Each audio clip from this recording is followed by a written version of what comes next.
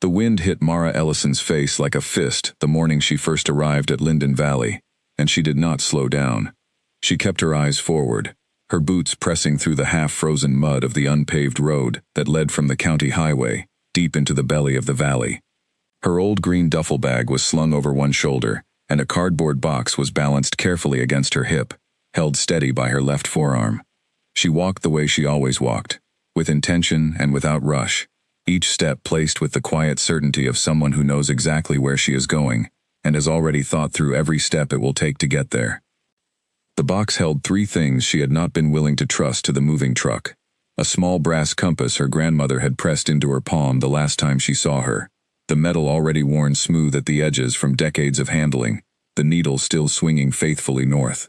A hand-drawn map of the valley she had spent 2 weeks studying and annotating before she arrived, elevation lines traced in pencil, prevailing wind directions marked with small arrows, drainage patterns noted in the margins in her small, precise handwriting, and a paper bag of sunflower seeds wrapped in a doubled layer of cloth since September, tied at the top with kitchen string, handled gently every time she moved it, as though it contained something alive, which, in a sense, it did. Nobody was watching her walk up the road. She was almost certain of that. She was wrong. From behind the curtains of the house across the lane, a tidy cream-colored house with a green door and a well-maintained front garden now brown and frost-flattened for the winter, a woman named Carol Pratt stood with her coffee cup held halfway to her mouth and watched the stranger make her way toward the old Whitmore cabin. Carol had lived in Linden Valley for 31 years. She had been 12 when her family moved out here from the city, and she had grown into the valley the way a tree grows into a wall, slowly and completely, until you could no longer tell where one ended and the other began. She had seen people come to the valley, she had seen people leave, she knew which kind lasted and which kind did not, and she could usually tell within the first few minutes of watching someone walk. She studied the new woman. The Whitmore cabin had been empty for 2 years, since old Norman Whitmore had passed in his sleep on a Tuesday morning in late November.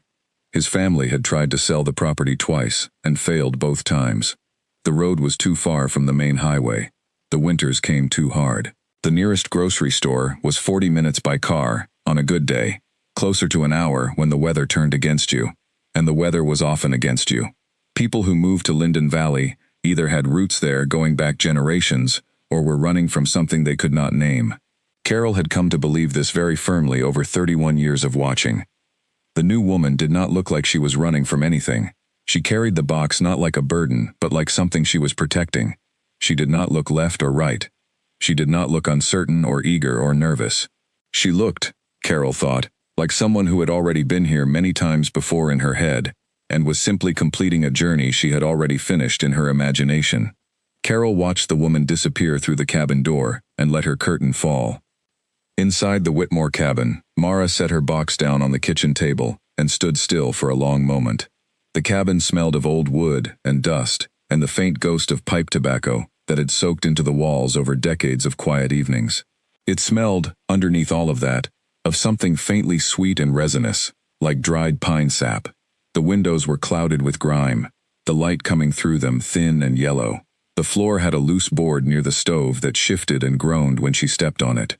The back wall had a crack in the plaster that ran from just below the ceiling, all the way down to about the midpoint, where it stopped and forked slightly, like a river delta in miniature.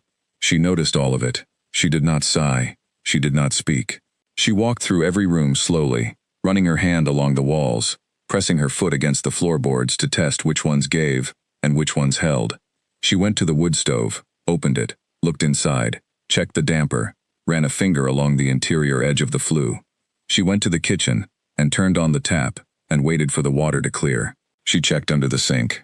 She went upstairs, checked the bedroom, checked the storage room, came back down and stood in the kitchen for a moment, looking at the ceiling, listening to the sounds the building made in the wind. She was not looking for problems to complain about. She was making a list in her head of what needed to be fixed, in what order, and by what date. This was something her grandmother had taught her.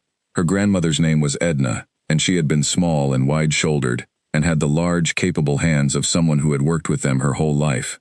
Before anything else, Edna always said, "You look, you take everything in. You do not decide what matters and what does not until you have seen all of it." Most people walk into a place and immediately start talking about what they wish were different. They see the crack in the wall, and they talk about the crack in the wall, and miss the three other things that matter more, because they are too busy talking about the one thing they already noticed. Edna called this being blind with your mouth open. Mara had learned, from Edna, to be quiet and to see. She was 34 years old. She had grown up in a small town in the northern part of the state, far enough into the hills that the school bus took over an hour each way, and the power went out 3 or 4 times every winter, sometimes for a day, and once for nearly a week.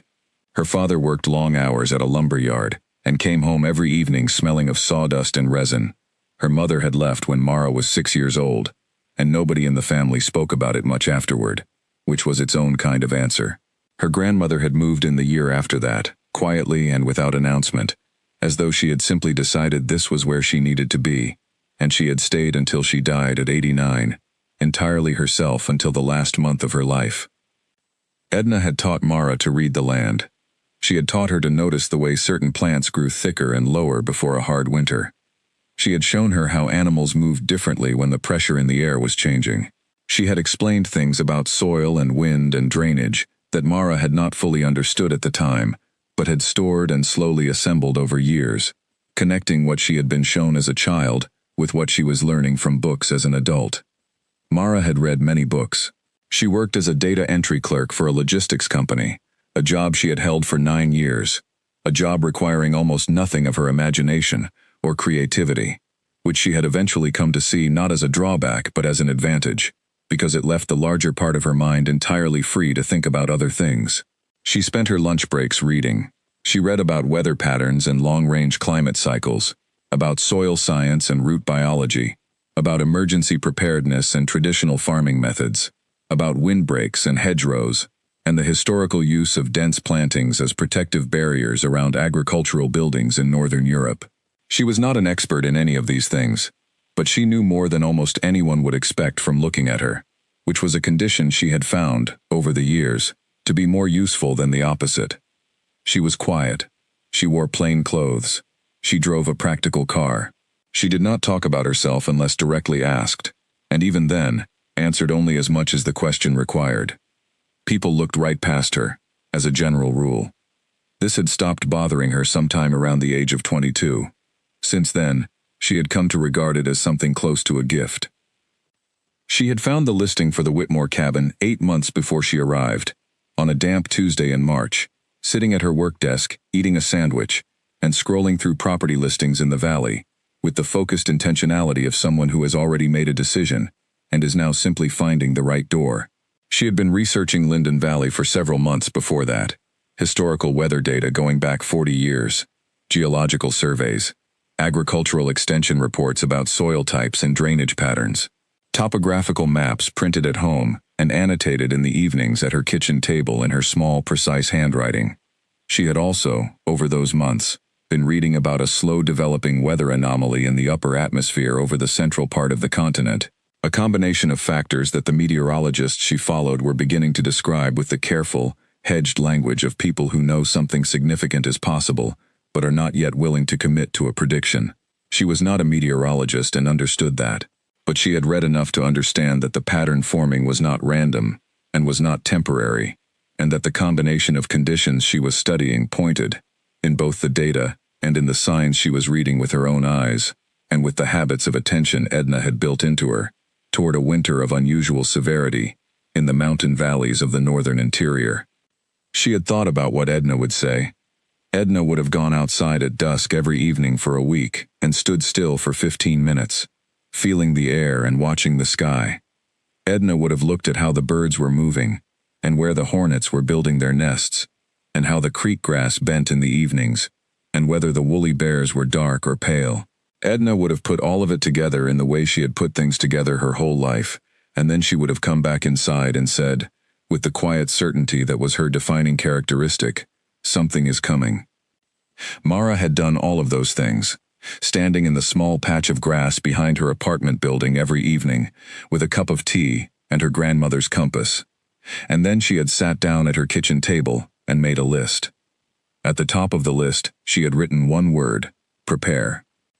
Below that word, Over the weeks and months that followed, she had built a structure of tasks and timelines, and resources, and contingencies that was more thorough than anything she had ever built before.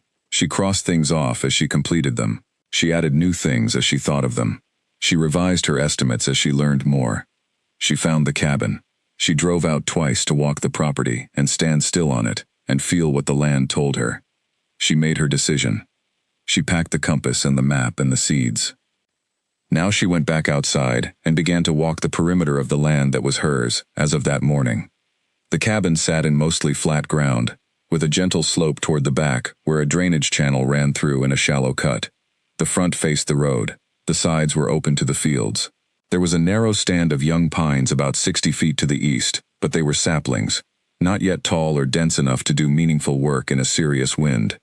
She walked the rectangle of the property twice, stopping at intervals to stand still and feel the direction and force of the air. She crouched at the northwest corner and pressed her palm flat against the dead winter grass, feeling the air moving over it. She stood at the southwest corner and did the same. She thought about root depth and drainage and exposure. When she came back inside, she made tea on the small butane burner she had packed. She had not assumed the kitchen would be immediately functional, and sat at the table with her notebook and drew a rough diagram. Cabin at the center, tree line marked to the east, arrow for prevailing wind, a second arrow for where she believed the worst wind would come from, based on the topography and the historical data she had memorized. Then she drew a ring around the cabin. Inside that ring, at carefully measured intervals noted in the margin, she drew small dots. Each dot was a sunflower. She sat with the diagram for a while, drinking her tea in the cold, grime-windowed kitchen. Then she folded it into the front pocket of her notebook and began writing the first full task list of the property. The crack in the plaster needed filling before winter. The loose floorboard needed a screw. The window frames needed a second layer of insulation around every edge. The woodpile needed building from nothing to 3 times what a reasonable winter would require. The pantry needed stocking in a specific, ordered way. The flue needed cleaning. A hand pump for the well needed to be sourced and installed before the ground froze solid. She wrote every item. She assigned each a date. Then she went back outside, because there was daylight left, and the seeds were not going to plant themselves. She knelt at the northwest corner and pressed the first seed into the cold earth with her thumb, working it to the right depth, covering it carefully, patting the soil back into place. Then she moved to the next mark on the string and did the same. 3 days later, Carol Pratt found a reason to walk past the Whitmore cabin on her way back from the mailbox. When she glanced toward the property, she saw the new woman on her knees in the dirt near the front, pressing seeds into the earth one by one, moving steadily along a line of string stretched between 2 short stakes. Carol stopped walking. "You're planting something," she called out. The woman looked up. Her face was calm, not cold, not unfriendly, just calm, the way a lake is calm before you know what lives underneath it. "Sunflowers," the woman said. Carol looked at the heavy gray sky. She looked back at the woman. She looked at the ground, which was stiff with cold and barely receptive to being disturbed at all. "It's quite late in the year for that." "I know," the woman said. "These ones will winter over as seeds and come up strong in the spring. The ones I plant in the spring will be the tall ones." Carol blinked. She was a gardener herself, and this strategy had not occurred to her. "You're planting now so the spring ones will be stronger?" "In a way," the woman said. A pause. "I'm Carol. I live just across the road, have done for 31 years. Mara," the woman said. Mara. Carol looked at the seeds in the woman's hand, small and dark. She looked at the disturbed earth, following the perimeter of the cabin grounds at a distance of about 12 feet from the walls. It was going to be an enormous ring when it was done. "That's a lot of sunflowers." "Yes," Mara said. Carol waited to see if more information was forthcoming. It was not. "Well," Carol said at last, "if you need anything at all, please do come over." She walked on. When she got home, she told Owen that the new woman at the Whitmore place was planting sunflowers in October, in a ring around the whole house, by herself. Owen lowered his newspaper enough to look at her over the top of it. "Why?" "I honestly don't know," Carol said. She didn't really say. "Strange," Owen said, and raised his newspaper again. But Carol stood at the window for a while after that, watching the road in the gray afternoon light, her coffee gone cold in her hand. There was something about the way the new woman had pressed each seed into the earth, slowly, deliberately, as though each one had a specific and important purpose that Carol could not quite account for or set aside. At the gas station on Route 9, 2 weeks after Mara arrived, a man named Pete Garfield mentioned to his friend Dennis that the Whitmore cabin had finally gotten a new tenant. Dennis was leaning against the fuel pump with his arms crossed, looking at the clouds. "Young?" he asked. "Youngish," Pete said. "Quiet. Planted a whole ring of sunflowers around the property, apparently." Dennis made a face that expressed mild skepticism about sunflowers as a use of one's time and money. "Sunflowers. Decoration, probably," Pete said. "City person thing." "In October," Dennis said flatly. "Yep," Pete said. They looked at each other, and then at nothing in particular, in the comfortable way of two men who have known each other long enough that most things can be communicated without words. "Well," Dennis said at last, "her yard to do with as she likes." "Can't argue with that," Pete agreed. Pete paid for his gas and drove home. Dennis drove home shortly after. Neither of them thought about the sunflowers again. Mara was not concerned with their thoughts or anyone else's. She had never been a person who built her sense of direction from the opinions of others, and this had stopped being something she needed to work at, and had simply become who she was, sometime around the age of 22. What she needed was not approval. What she needed was time. She had calculated, as carefully as she could given the data available to her, that she had enough of it. Barely enough, but enough. She planted in the mornings, when the soil was at its most receptive, softened slightly by the overnight cold moisture.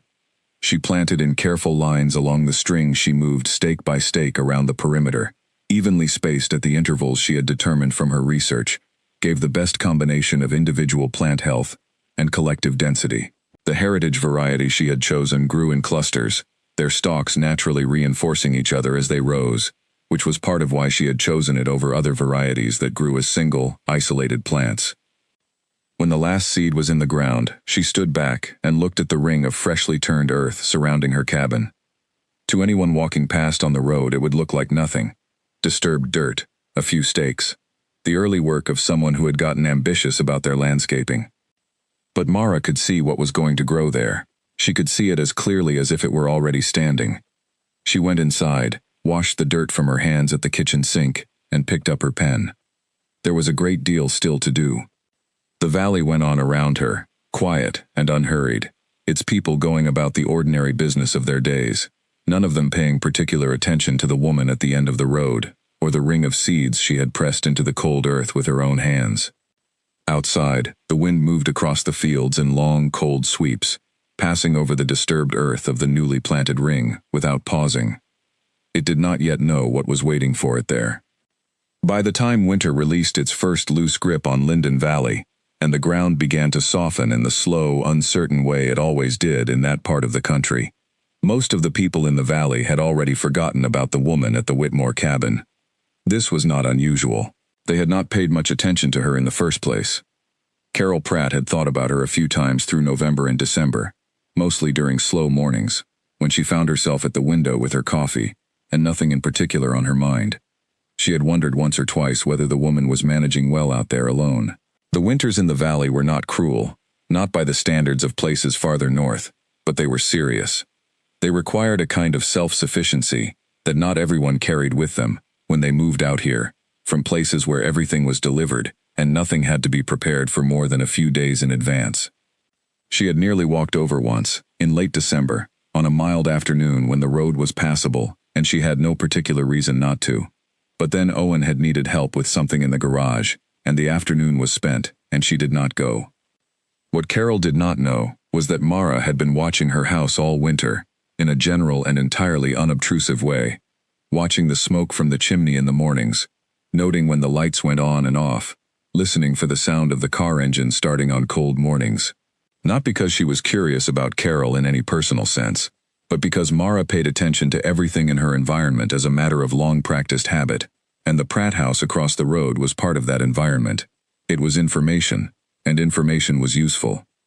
She had noted, without judgment, that the Pratt chimney smoked thinly on cold days, not enough wood being burned, or green wood, which gave less heat. She had noted that their car was a good and reliable one, and that Owen drove it to town every Saturday morning at roughly the same time. She had noted that Carol gardened and grew things, which meant she was not a person entirely removed from the rhythms of the land, which was something to keep in mind. She catalogued these things the way she catalogued everything, not to use against anyone, simply to understand the landscape she was living in, which included the people living in it alongside her. When spring came, and it came slowly that year, grudgingly, the cold retreating in stages rather than in a single withdrawal, Mara was already back in the dirt. She was on her knees at the northwestern section of the ring, pressing a finger carefully into the earth, feeling for the packed, firm shape of a seed that had survived the winter. Some had not made it through. That was expected. She had planned for it. But enough had survived, she found as she worked along the curve, enough to give her the foundation she needed to work from. She pressed each surviving seed down slightly, recovering those that Frostheave had pushed partway to the surface, and moved on. She had also bought more seeds in late March, driving 40 minutes to a farm supply store, rather than ordering online, because she wanted to look at them in person before she committed. She bought 2 varieties, the tall heritage ones she had planted in October, plus a shorter and denser variety that would fill in the lower section of the ring, where the tall ones did not reach close enough to the ground. She had calculated the coverage she needed, and had allowed for a 20% loss in germination. Her order was exactly sized to her calculation. The man at the farm supply counter looked at her order and raised one eyebrow. "That's a significant quantity of sunflowers for a home garden," he said. "I have a large garden," she said. This was technically accurate. The ring around the cabin measured out to nearly 300 linear feet. She paid and drove home, and planted over the course of 2 weekends in April, working when the soil temperature had reached what she needed, watering carefully, not too much, not too little, and doing the work in the quiet, methodical way she did all work. No commentary, no ceremony. Just the task completed correctly, in the right order, at the right time. Her neighbor on the north side of the property, a man named Frank Burrell, was the next person in the valley to take an interest. Frank was a broad, cheerful man of about 55, who kept a small flock of chickens and maintained a large and productive vegetable garden that he was justifiably proud of. He was a person who generally assumed that anyone who gardened was a person of basic good sense, a position that had served him reasonably well over the years. He leaned over the fence one morning while Mara was working and said, "Going full border, are you?" "The whole perimeter?" "That's right," Mara said, without looking up from the seed she was placing. "What variety are you using?" She told him. He was quiet for a moment. "Those are genuinely tall," he said. "I mean very tall. Those heritage ones. You'll have a wall around the place by August." "That's the idea," she said. He waited to see if she would say more. She did not. "You want shade on the north side?" She considered whether to explain. She decided against it, not out of secrecy but because explanations invited conversations, and conversations invited opinions, and she did not currently have the time or the interest in other people's opinions about her sunflowers. "I like them tall," she said simply. Frank accepted this in the easygoing way of a man who had been gardening long enough to know that gardeners had strong feelings about their plants, and those feelings were not always explicable to others. He nodded, and went back to his chickens. But he mentioned it to his wife Pauline at dinner that evening, and Pauline mentioned it the following Tuesday at the group fitness class she attended at the community center, and by the time the information had traveled through the particular channels of a small valley community, it had acquired a slightly amused edge. "She's planting sunflowers all the way around the house, like a border, like a ring." The unspoken part, shared between raised eyebrows and small smiles, was that it was a bit much, a bit decorative, a bit of the behavior of someone who did not quite understand what this valley was actually about, what it actually required, what actually mattered here. Mara was not aware of any of this, or if she was, she gave no sign of it. She spent the spring working. She finished reinforcing the window frames in March. She repointed the cracked plaster wall in April. She tripled the woodpile by the end of May, cutting and splitting on weekends, and renting a log splitter for 3 days from the equipment hire place in town. Howard, the man who ran the place, seemed faintly surprised that she knew how to use it. She had learned from a video and practiced until she was efficient. This was her approach with most things. In May, she drove to a larger town and bought items for what she thought of simply as her kit. Not emergency kit, not disaster kit, not survival kit, just kit. The simpler word kept her thinking about it as a practical matter rather than a dramatic one. She bought a hand-crank weather radio. She bought a comprehensive set of medical supplies. She bought extra butane canisters for the portable stove. She bought water purification tablets and a quality gravity filter. She bought high-caloric non-perishable food items and organized them into 2 categories: primary store, which went onto the reinforced shelves she had built in the back pantry, and portable store, which went into the large pack she kept positioned near the front door. The pack had taken her considerable time to assemble correctly. She had been thinking about its contents since the previous autumn, revising her list periodically, removing things that seemed redundant, adding things she thought of in the middle of the night when she was thinking through scenarios. It now weighed approximately 18 kilograms, and she had tested it by wearing it on long walks through the field behind the cabin, adjusting the load distribution each time until it sat on her body with the best possible balance and the least possible fatigue over a sustained distance. She had thought through scenarios. She had thought through them carefully and repeatedly, not dwelling on them, not frightening herself with them, simply thinking about them the way an engineer thinks about the load on a bridge, not in hope of failure, but in preparation for every possible stress. What would she need if the power went out for 3 days? For 5? For 10? What would she do if the road was impassable? What if the well froze? What if a neighbor needed help and she needed to move between properties in poor conditions? She thought through each one and made a plan and put the necessary pieces in place. Her neighbor Carol finally walked over in early June, carrying a jar of her homemade apple preserves as an offering. She found Mara on her knees, examining the first sunflower seedlings that had broken through the earth, small and fragile looking, green and earnest, pushing up through the turned soil in the thin morning light, each one a promise being kept. Carol stood next to Mara and looked at them. "They're coming up nicely," Carol offered. "Better than I'd expected," Mara said. This was not quite true. The germination rate was almost exactly what she had projected, but Carol had brought preserves and deserved a response that invited continued conversation. "Thank you for these," Mara added, taking the jar. Carol smiled. She looked at the ring of seedlings, the long, gentle curve of green, following the perimeter of the cabin grounds. "It's going to be quite a display," she said. Mara said. A comfortable pause settled between them. Carol was the kind of woman who could sit in a pause without needing to fill it immediately, which Mara found she appreciated. Most people were not like that. "Are you doing all right out here on your own?" Carol asked eventually. "The first winter can be a surprise for people who haven't lived in the valley before." "I managed well," Mara said. "No trouble with the pipes?" "I wrapped them in October," Mara said, "before the first freeze." Carol glanced at her sideways. Most people don't think of that until after the first freeze has already happened. "I know," Mara said. A pause. "Where did you come from, before here?" Mara told her. Carol nodded slowly, doing the mental geography. "That's not so different from here, weather-wise," Carol said. "No," Mara agreed, "not so different." They stood a while longer, looking at the small green shoots. A light breeze moved through the yard, warm and gentle with the particular softness of early June, the kind of air that made it genuinely difficult to imagine winter as a real and serious thing. Carol went home feeling that the new woman was odd, but not in a way that made her uncomfortable. Odd in a quiet way, in the way of someone who knew things but did not feel the need to tell you about them unless you asked. She told Owen this at dinner. Owen said, "As long as she's not a bother," and went back to his paper, and that was the end of the conversation. The summer came on in the way summers in the valley always did, long and warm and golden in the afternoons, with cool nights perfect for sleeping, and evenings that turned the mountains to amber and rose before the sky went dark. The creek ran clear over smooth stones. Children played in yards. The rhythm of the season was ancient and comfortable and easy to live inside. Mara worked through all of it. She was not indifferent to the beauty.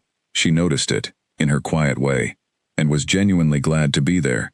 But she also knew what the data said about the coming autumn, and that knowledge sat in the back of her mind at all times, not like anxiety, but like a compass needle, steady and unwilling to point anywhere but where it needed to point. She tended the sunflowers through June and July and August, watering them in the dry spells, pulling the weeds that tried to crowd the base of the stalks. She watched them grow with the particular satisfaction of someone who had planned something a long time in advance and was now watching the plan become real in the physical world. By the end of August, the tall heritage varieties had reached close to 8 feet. The heads were large and heavy, turned mostly south, like a crowd of attentive faces. The stalks were thick as a good broom handle, in some cases thicker. Frank Burrell leaned over the fence late in August and laughed, though not unkindly. "They're enormous," he said. "Yes," Mara agreed. "You could genuinely hide a small vehicle behind those." "Probably not," she said. "What do you do with all the seeds when they're done? That's an enormous crop." "I'm not growing them for the seeds," she said. Frank waited for elaboration. Elaboration did not arrive. "Right then," he said, scratching his chin. "Well, they look absolutely magnificent. I'll say that much." They did.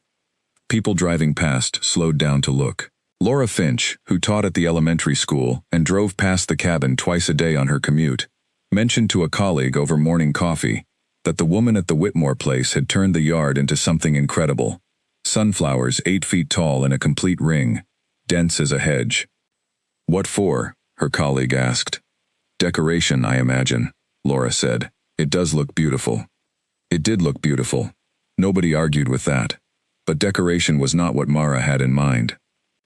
She had something much more specific in mind, and the sunflowers were exactly where they needed to be, and they were exactly the size they needed to be, and the stalks were exactly as strong as she had hoped they would be. She began letting the seed heads dry naturally on the stalks in September, rather than cutting them, as most people would do. This was important. The stalks needed to remain rooted. A dried sunflower stalk with its roots still anchoring the earth was a fundamentally different structural thing from a cut stalk lying on the ground.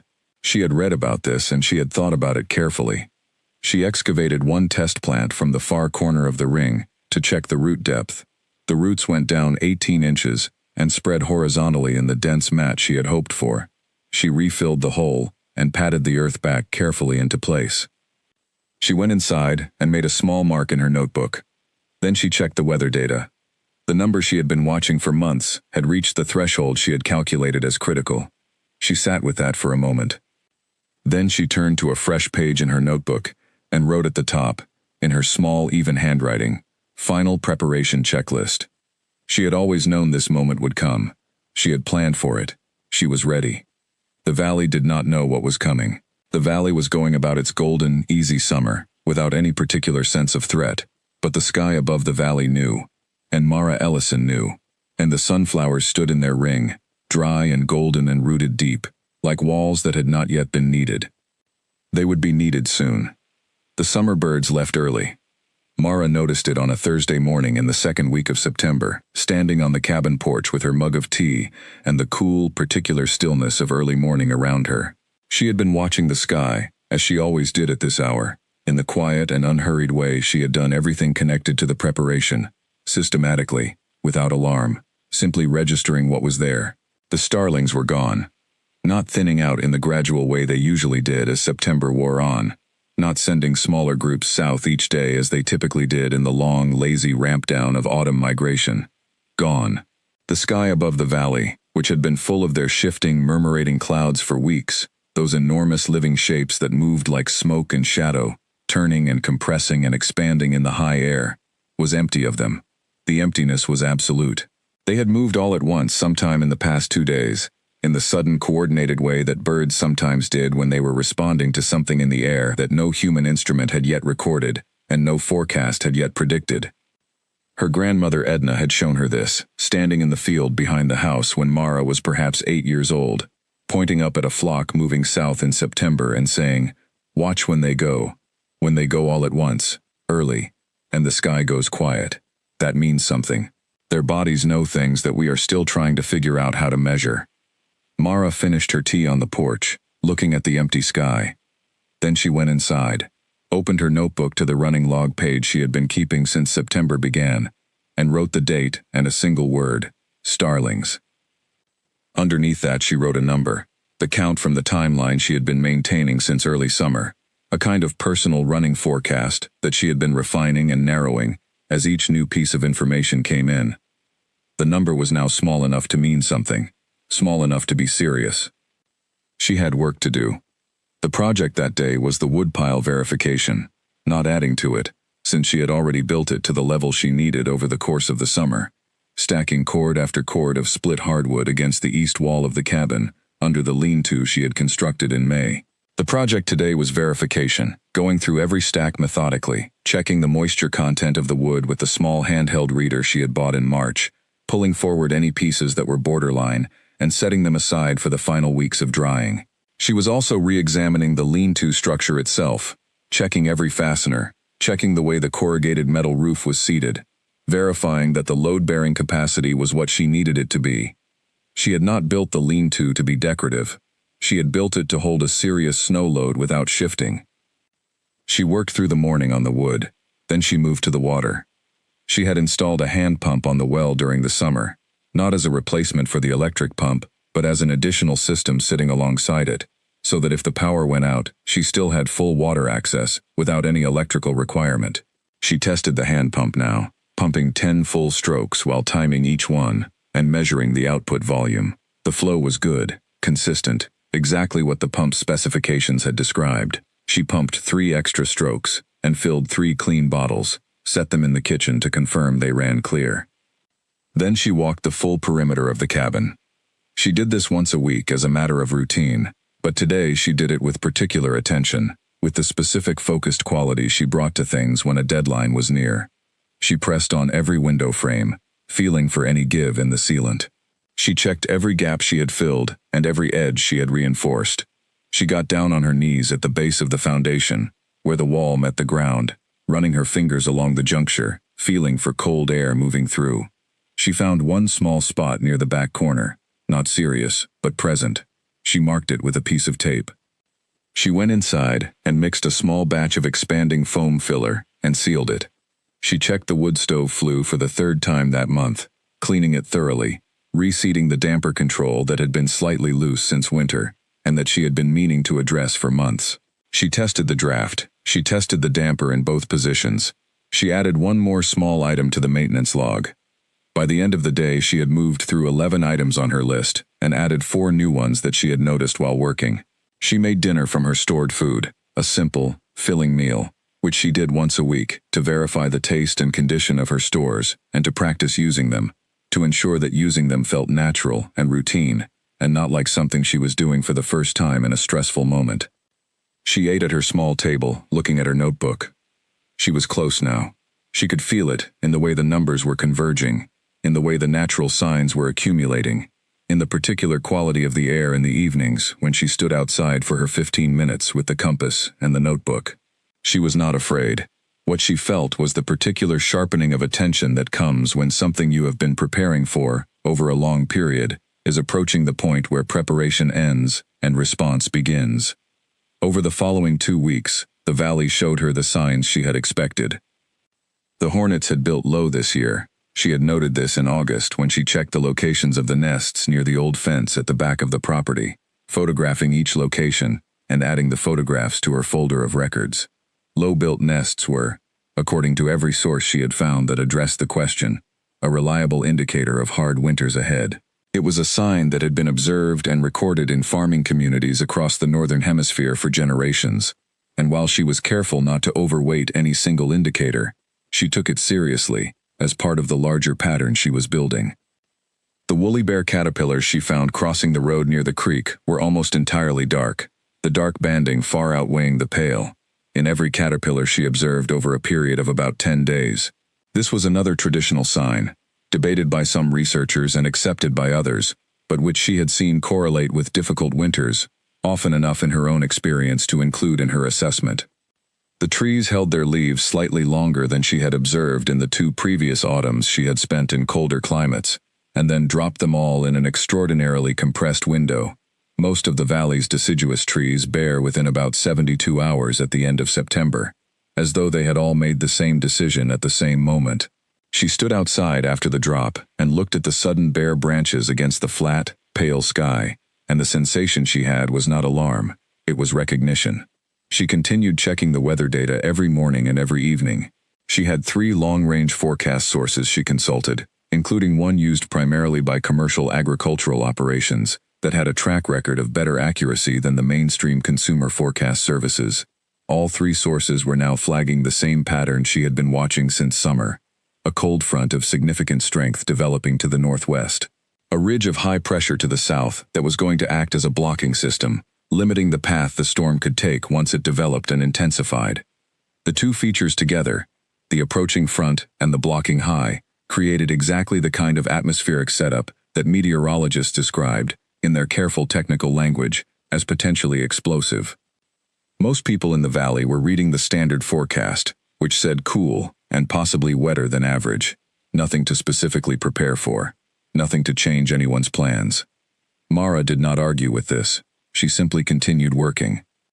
She topped up her stored water by filling 10 additional large containers she had bought in July and stored empty in the back room, ready for this purpose. She checked every seal. She rotated the oldest food in the pantry to the front, restocking the back with fresh supplies from her most recent town trip. She organized the pantry by days of use rather than food type, so that in a moment of low light or high stress, she could simply reach for the section she needed without having to calculate. She made the final town trip on a Tuesday in early October, 40 minutes each way, no hurrying. Grocery store, hardware store, farm supply place. She bought exactly what her list said. She did not buy dramatically or in quantities that would attract comment. She was methodical and specific, choosing things with an eye to caloric density and shelf stability, and the specific gaps she had identified in her inventory. She did, however, fill her car completely at the gas station, and she also filled the 2 5-gallon fuel canisters she had brought in the trunk, which were reserved for the backup generator she had tested and serviced in August. She stopped at the pharmacy and bought several specific medical supplies that she had determined she was understocked on. The pharmacist, a young woman named Claire, smiled and asked if she was a nurse. "No," Mara said. "You know your supplies well," Claire said. "I read a lot," Mara said. She drove home in the early afternoon. She organized everything before dark, putting each item directly into its designated place, rather than setting it on the counter to deal with later. She made her evening notes. She stood outside for her 15 minutes. The air that evening had a particular stillness to it that she recognized from her grandmother's descriptions, a quality that was distinct from calm or peaceful, the stillness of something very large that has stopped moving for a moment before it moves again, the stillness that preceded something significant. She looked at the sunflowers. They stood in their ring around the cabin, dry and golden and enormous, the seed heads heavy and drooping slightly on their stalks, the stalks themselves thick and interconnected at the base, where they grew in the clusters the heritage variety was known for. Even dry, they did not flex easily in the mild evening air. She had planted them at the exact spacing her calculations had called for, not so close that they would compete for resources as they grew, but close enough that together, as a collective system, they would disrupt airflow in the way she needed. Not a wall. She had never expected them to be a wall, and a wall was not what she needed. What she needed was a system of resistance, something that would break the force of moving air into smaller, weaker, less directional movements, before that air gathered its full force against the cabin walls. She had read about this principle in a book about traditional agricultural practices in the wind-exposed farming regions of northern Europe, where generations of farmers had used dense plantings, hedgerows, windbreaks, carefully designed natural barriers, to protect their buildings and crops and animals from the sustained, damaging winds that came in from the sea every winter. She had read about it in a civil engineering paper about wind load on small structures. She had tested it, in a small way, with a portable fan and a cluster of sunflowers grown in large pots, watching how the airflow fractured and distributed when it met the density of the stalks. The ring she had planted around the cabin was larger and denser than any decorative arrangement would call for. It was exactly the size and shape of a windbreak, designed to protect a specific building from a specific direction of sustained high wind. She went inside. She made her final notes. She did a last check of the key systems: stove, water, food supply, kit by the door. She thought about her neighbors. She pulled out the page where she had written their names: Carol and Owen Pratt, Frank and Pauline Burrell, the Granger family, 2 lanes over, with the 2 young children, Albert Webb, alone at the end of the south track, no working car. She looked at the names for a moment. Then she closed her notebook and went to bed. She lay in the dark and listened to the wind that had come up slightly from the northwest, moving through the dry sunflower heads outside with a faint, dry, papery whisper. A sound she had been hearing for weeks. A sound she associated now not with autumn decoration, but with the quiet and patient readiness of something that has been built to do a specific job, and is waiting for the moment when that job becomes necessary. She was ready, nearly completely ready. One more week, she thought, perhaps two. She closed her eyes. The wind whispered through the sunflowers. And far above the valley, in the cold upper atmosphere where weather systems built and gathered and decided their paths, something enormous and patient was preparing to move. It had been gathering itself for months. It was nearly ready, too. She added more to the list the following morning than she had expected, not because she had missed things, but because preparation always revealed new layers, the way peeling back one item on a list sometimes uncovered two more underneath it that had been hidden behind the first. She added a second check of the hand pump output rate. She added a review of the backup candles stored in the kitchen drawer. She knew they were there, but she had not counted them lately, and she counted them now. 34, which was enough, and more than enough for 2 weeks of evening light if she was careful. She added a note about the location of Albert Webb's house in relation to the prevailing wind direction, because she had been thinking about the snow accumulation pattern at his approach path, and wanted to map it against her own before the event. She spent 2 more evenings after work in the second week of October, going through the neighbor provisions she had been assembling since August. These were the supplies she had specifically set aside for the households around her, not her own supply, but a separate allocation she had built and packaged and organized for mobility. She went through each component, checking the items against the needs she had estimated for each household. For Albert Webb, fire-starting material, a butane heater with 3 canisters, enough food for a week, hand warmers, a printed card with the county dispatch emergency number, written large enough to read without reading glasses, and specific instructions on operating the heater safely in a small enclosed space. For the Granger family, the second butane heater, all remaining canisters, the thermal blankets, high-caloric food organized by ease of preparation, and the medical supplies she had assembled specifically with young children in mind, pediatric dosing charts, materials for common childhood illnesses that were likely to be complicated by cold and stress, and reduced access to normal comfort measures. For the Pratts, hand warmers, additional food, the printed emergency step card she had written out in large clear text, and the specific information about which of their systems were likely to fail first, and in what order, and what to do when each one did. She had thought about all of this carefully. She had thought about it for a long time. She had thought about it the way she thought about everything connected to this preparation, not with drama, not with urgency, but with the steady, patient, methodical attention of someone who understands that the value of preparation is not in how it feels, but in whether it works when it is needed.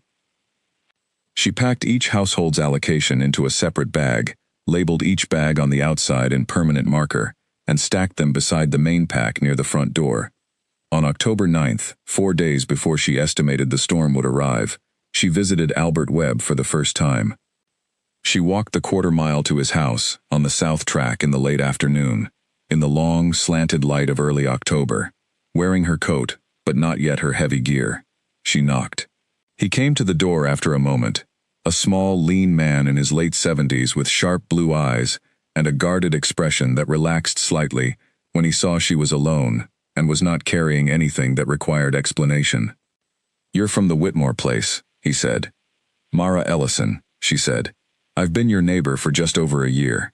I thought it was past time I introduced myself properly." He looked at her.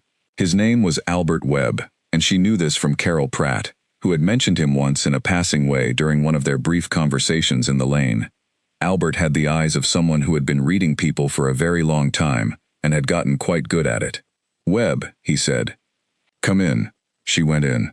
His house was small and warm and cluttered in the comfortable way of someone who has lived alone in the same place for decades and has arranged things according to a logic that is entirely his own and entirely adequate to his purposes. He made tea without asking if she wanted it, which she appreciated as a sign of a particular kind of hospitality, the kind that does not waste time on formalities, but simply proceeds to the substance. She did not announce her purpose. She asked him questions about the valley and its history, about what the winters were normally like here, about what he had seen in the years he had lived in Linden Valley. He talked readily. He had not had a visitor in a while, she thought, and he was glad of the company. She learned what she had come to learn. The car needed a part that had been ordered but had not arrived.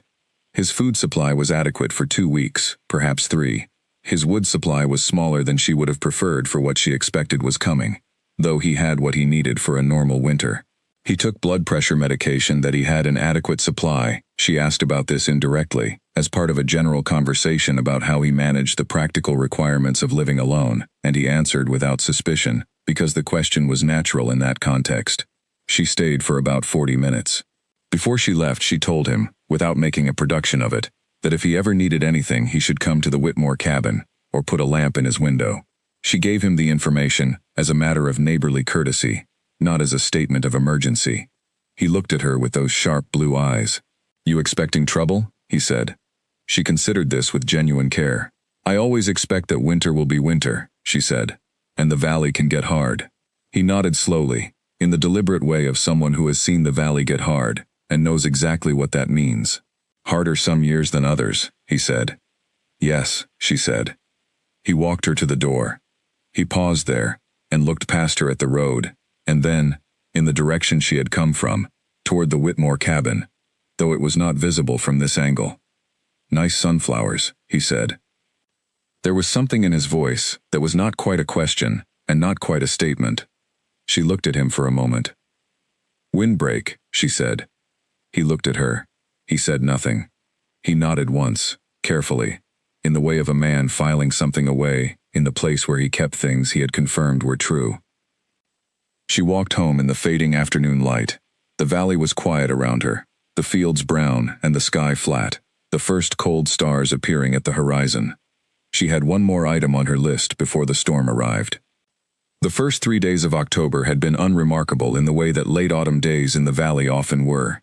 Flat gray skies, frost on the ground in the mornings that lasted until nearly noon, a temperature that dropped at night and did not quite recover to comfort during the day, the creek running lower than usual, and dark with the particular heaviness of water moving slowly in cold air.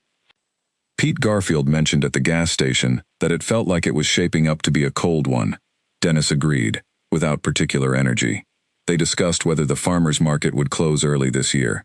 They agreed on firewood prices, which seemed high, and moved on to other things. Mara spent the first 3 days of October doing the final items on her list.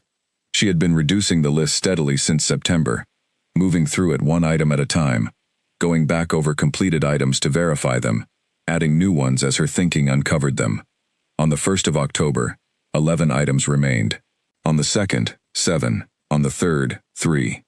The 3 remaining items were small in scale and very large in significance. The first was to repack and reweigh the portable kit by the door, the pack she had built for the neighbor provisions, which she had assembled months ago but wanted to go through one final time. She pulled out every item, checked its condition and readiness, verified the medical supplies against their expiration dates, adjusted the arrangement so the most likely to be needed things were at the top and the least likely at the bottom. She weighed the finished pack. She was satisfied with it. The second item was to charge everything that could be charged. Every rechargeable device she owned, every backup battery bank, every emergency light. She plugged everything in and spent the evening reading by lamplight rather than by screen or overhead light, partly because she found lamplight pleasant and partly because she wanted to spend more of her waking hours not depending on electricity, to make that condition feel natural and comfortable, before she was required to live in it rather than choosing it. The third item was the final data check. On the morning of October 4th, she woke at 5:30, made tea, and sat at her desk. She opened the weather data. She sat still for a long time. The system had developed faster than even her revised estimates had accounted for. The blocking high was stronger than the models had been projecting a week ago. The cold front was moving with more speed and force than the most aggressive scenario she had planned for. The thing she had been tracking for months was not going to arrive in 2 weeks. It was not going to arrive in 1 week. The window she had been working within had compressed dramatically overnight. It was going to arrive in 4 days, possibly 3. She felt the shift in her chest, Not fear, not anxiety, but the particular and distinctive sharpening of awareness that comes when something you have spent a long time preparing for stops being theoretical and becomes real. It was a clarifying sensation, almost physical, like adjusting a lens that had been slightly out of focus. She recognized it. She had experienced a version of it once before, years ago, when a tree had fallen across the road in front of her car during a storm, and she had braked with precisely the correct force, at precisely the correct moment, without thinking about it consciously at all, because she had rehearsed that response so many times in her imagination that when the moment came, her body simply did it. She had rehearsed this many times. She put down her tea. She got up and put on her coat and went outside. The sky was the pale gray of early morning, and at first glance it was not obviously different from the pale gray skies of the previous 2 weeks. But there was something in it, a texture, a depth, an undertone of something darker at the western horizon, that was subtle and would mean nothing to someone who was not looking for it, but that was unmistakable to someone who was. She stood on the porch and looked at it for a moment. Then she looked at the sunflowers. They stood in their ring around the cabin, tall and absolutely still in the cold morning air, the dry stalks and the heavy seed heads motionless, not even the faintest shiver of movement. The ring was complete. It was dense where she needed it to be dense, and it was taller than she had originally projected, because the summer had been a good one for them, and they had exceeded their expected height. The root systems were deep. She knew this from the test excavation she had done in September. The stalks had dried to their strongest state, the state she had been aiming for, dry but not brittle, dry in the way good seasoned timber is dry, with a structural integrity that wet or green material simply did not have. She walked the perimeter one final time, pressing on each section of the ring in several places, feeling the resistance each time, confirming what she already knew. She went back inside. She sat down and opened her notebook and looked at the list. There was nothing left on it. She went through her categories in her head, slowly and carefully, one by one. Heat, water, food, structural integrity of the building, medical supplies, communication, mobility, neighbor provisions. She worked through each category. No, there was nothing left. She put the notebook down on the desk and sat back in her chair. For the first time in nearly a year, since the October before, when she had sat at her kitchen table in Garfield Heights, with the page open in front of her, and written the word prepare at the top of a blank page, she had nothing to prepare. There was nothing left to do, except wait for what was coming, and then respond to it as it unfolded. The preparation phase was complete. She sat with that for a moment. Then she made a fresh cup of tea, took out the novel she had been reading slowly for the past month, a novel she had rationed carefully, saving chapters the way you save something you are enjoying and do not want to run out of, and opened it to her page. She read for most of the day. She had not read for pleasure in an uninterrupted block since the previous summer, because there had always been something on the list, and she had learned long ago that the part of her mind that maintained the list did not fully rest while there were items remaining on it. But now the list was done, and the part of her mind that maintained it went quiet, and she read. The sky outside the window moved from pale gray to a deeper, denser gray as the afternoon wore on. In the late afternoon, a few scattered flurries came through, dry and fine and almost invisible against the gray sky, falling briefly and accumulating nothing. A reminder, she thought, not the thing itself, but the announcement of the thing. By evening the flurries had stopped, but the temperature had dropped sharply from where it had been at noon, and the wind, which had been very light all day, had picked up from the northwest and was now moving with the steady, purposeful quality of wind that has somewhere specific to be. She marked her page. She closed the novel. She went to the window and stood there for a few minutes. The sunflower ring caught the last light of the day, pale gold against the darkening sky, the heavy heads nodding almost imperceptibly in the building wind, as though they were acknowledging something. She checked the front door. She checked the back door. She checked every window latch. She stoked the wood stove high and added 2 large, slow-burning pieces. She filled 3 tall glasses of water from the tap and set them on the kitchen counter. She ate a simple, filling meal and cleaned up the kitchen thoroughly, putting everything back in its place, washing and drying the dishes and returning them to the shelves. She did all of this carefully and without hurry. the way she always did things, because the quality of her attention was the same, regardless of whether the task was significant or routine. She had learned this from Edna too. Do ordinary things in ordinary ways, and they will be there for you when you need them to be extraordinary. She put out the lamp and got into bed. She lay in the dark and listened to the wind building outside the cabin, and to the faint dry whisper it made moving through the sunflower stalks, a sound that was different now from the sound it had made in September, deeper and more sustained, with a weight behind it that had not been there before. 3 days, she thought, maybe less. She closed her eyes. She slept soundly, without dreams, in the complete and restful way of someone who has done everything they can, and has made peace with everything they cannot control. Outside, the wind moved through the valley in long, sustained sweeps, feeling its way along fence lines, and across fields, and over the edges of rooftops, probing the gaps in window frames and the spaces under doors, finding the weaknesses in structures that had not been reinforced, finding the places where cold air could move in and warmth could move out. Along the perimeter of the Whitmore property, it found the sunflower ring and divided itself around it, its force fractured into smaller, weaker movements that arrived at the cabin walls without the energy they had carried to the ring. The sunflowers held. For now, the storm had not yet come, and they had no reason to do anything else.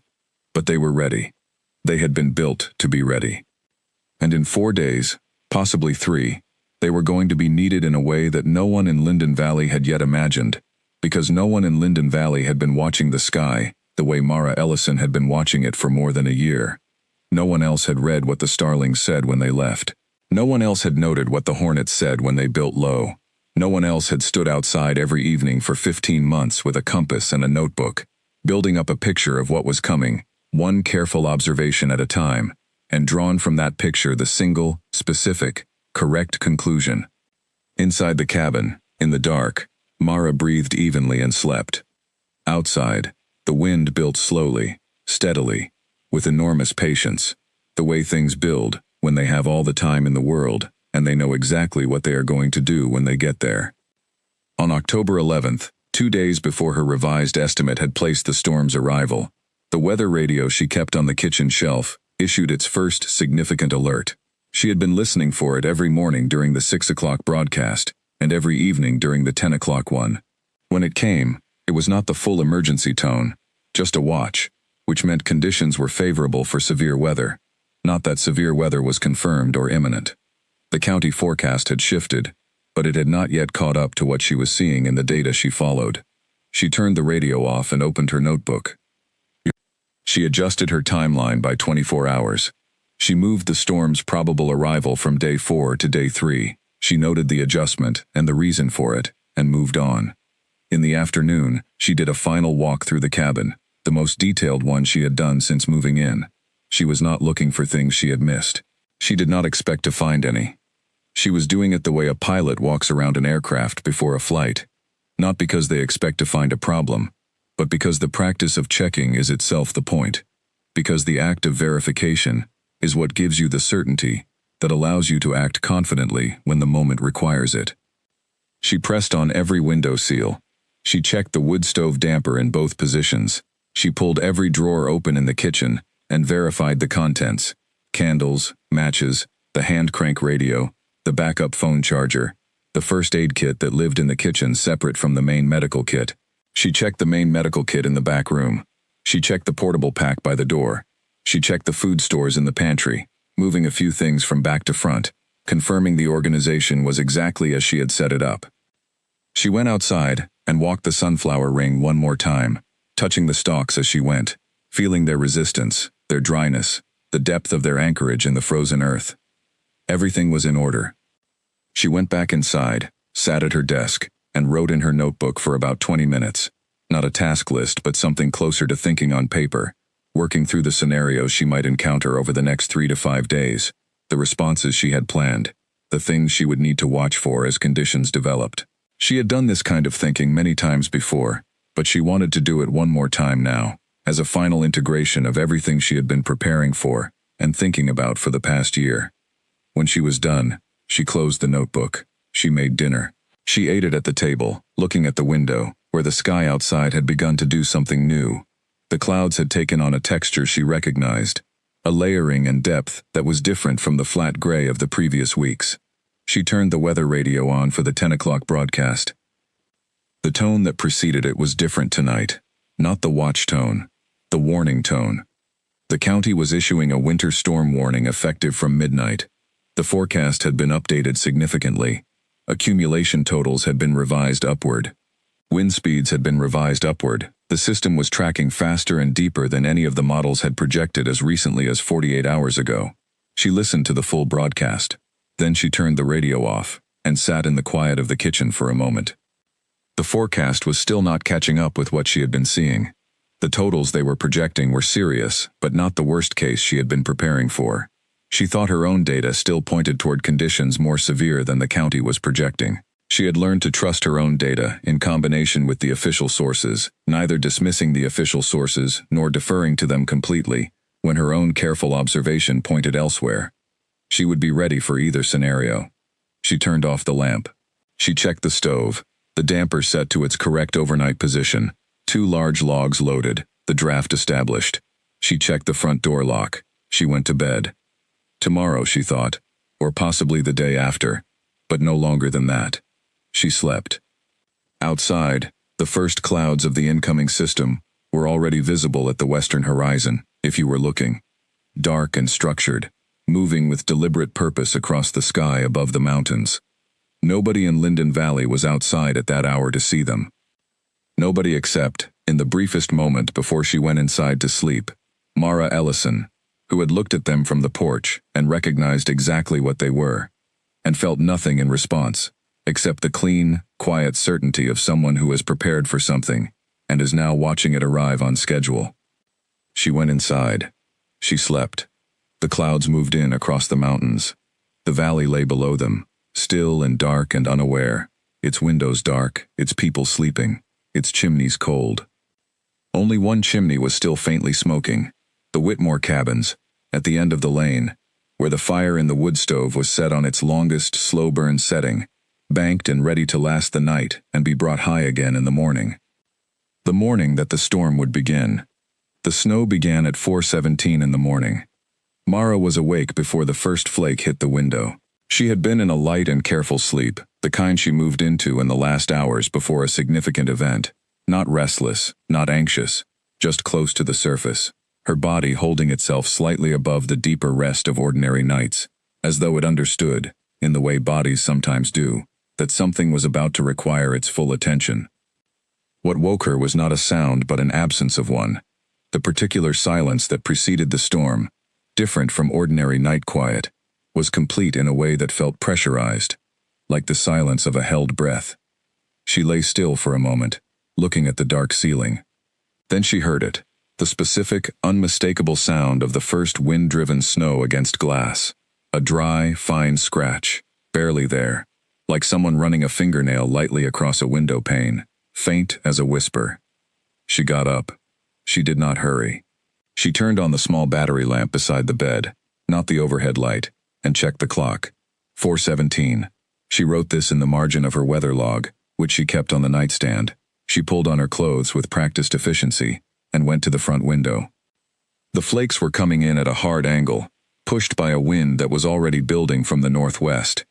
They were small and dry, the fine, granular snow that meant cold air driving from high altitude, not the heavy, wet flakes of a manageable snowstorm that settled gently and stayed where it landed. Small and dry meant this snow would accumulate fast, compact under its own weight, and be driven into drifts by the wind, and those drifts would build in ways that wet snow would not. She went to the front door, put on her boots and coat, and stepped outside. The cold struck her face immediately, with a force that was not uncomfortable, but was serious. A cold that meant business, that reached through her coat in the places where the layers were thinnest and made itself known. The wind was not yet at its full force, she could tell, but it had weight to it, a sustained push from the northwest that leaned against her as she walked off the porch and crossed to the edge of the sunflower ring. She stepped inside the ring, then walked back out past the stalks. The difference was immediate and physical, and exactly what she had calculated. Inside the ring, the wind still moved. She had not designed the ring to be a perfect windless bubble. and that was not what she needed it to be. But the wind inside the ring moved differently from the wind outside it. It moved in smaller patterns, in shorter distances, without the long, sustained directional push of the full force outside. The stalks were doing exactly what she had planted them to do, disrupting the airflow, breaking it into fragments, removing its capacity to build speed and force before it reached the cabin walls. The effect was not dramatic. It was not like standing behind a solid wall. It was more like standing in a partially sheltered area, still cold, still exposed, but the sharp edge of the wind's full force already taken off before it arrived. She stood inside the ring for a moment, registering this. Then she went back inside. She stoked the wood stove to full and loaded it with 2 large pieces set for a long burn. She made coffee. She ate a planned breakfast, high-calorie and filling, the kind of breakfast she had designated for high-activity days, because she expected this to be one. She moved her portable pack from its position beside the front door to the specific spot she had identified months ago as the optimal grab point, close to the door, on the right side, accessible without having to look for it. By 6, the snow was falling steadily. By 7, it had increased, the flakes larger now, coming faster, the wind picking up in speed and sound. By 8, the wind had made a significant jump. She could feel it in the pressure against the windows, and she could hear it in the sound the sunflower stalks made, a sustained, rattling whisper that had been there since the beginning, but was now louder, more continuous. Outside, the world was becoming white and loud. Inside, the cabin was warm. The stove held steadily. The windows held. The seals around every frame that she had applied and tested and reinforced were doing their work, the cold air staying outside where it belonged. The only sounds were the fire in the stove and the storm outside, and, underneath both of those, the faint and steady whisper of the sunflower stalks. At 9 in the morning, her phone received the first emergency alert from the county system. She read it carefully. The county had dramatically revised its forecast overnight. The storm had intensified far beyond what the models had been projecting as recently as yesterday morning, and the new accumulation totals were more than double the previous day's forecast. They were suggesting people stay home. They were warning of road closures. They were describing this as a significant event. She had already been home since the previous night. She was already where she needed to be. But she was thinking about Albert Webb and the Granger family and Carol and Owen Pratt. She put on her full winter gear. Not the coat she had gone out in at 417, but the heavy, proper gear she had selected and tested and broken in over the previous winter.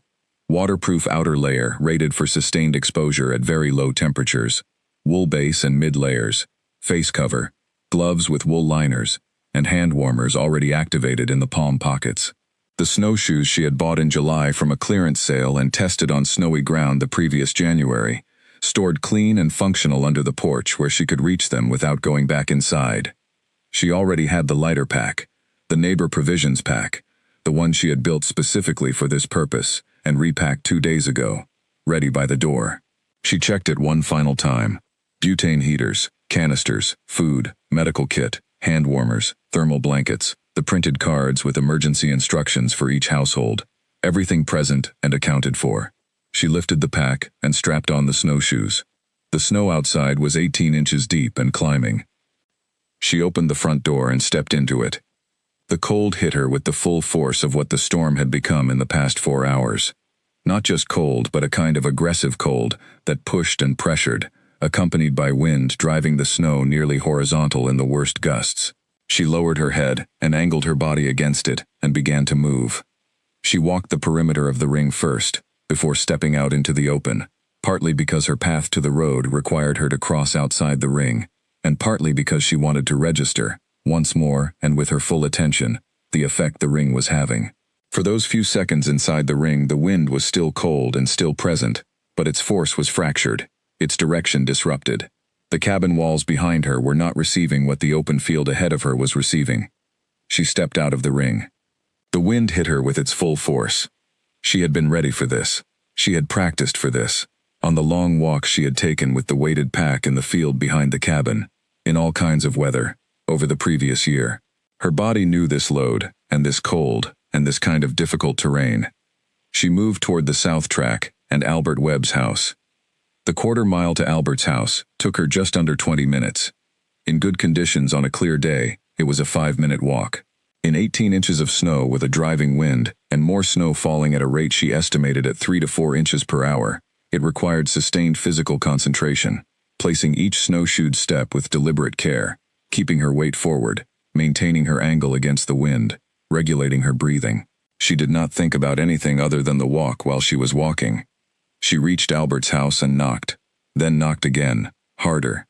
He came to the door in less than a minute, which told her he had been watching from the window.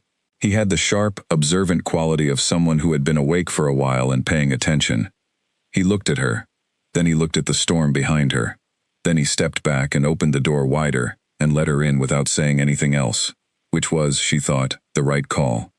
His house was warm. The wood stove was going, and was going correctly, burning dry wood at the right rate. But the wood stack near the back of the front room was lower than she would have liked to see. She looked at it and calculated. She asked him about his food. He showed her. She estimated 4 days, maybe 5 with careful management. He was a man who ate simply and did not waste, which helped.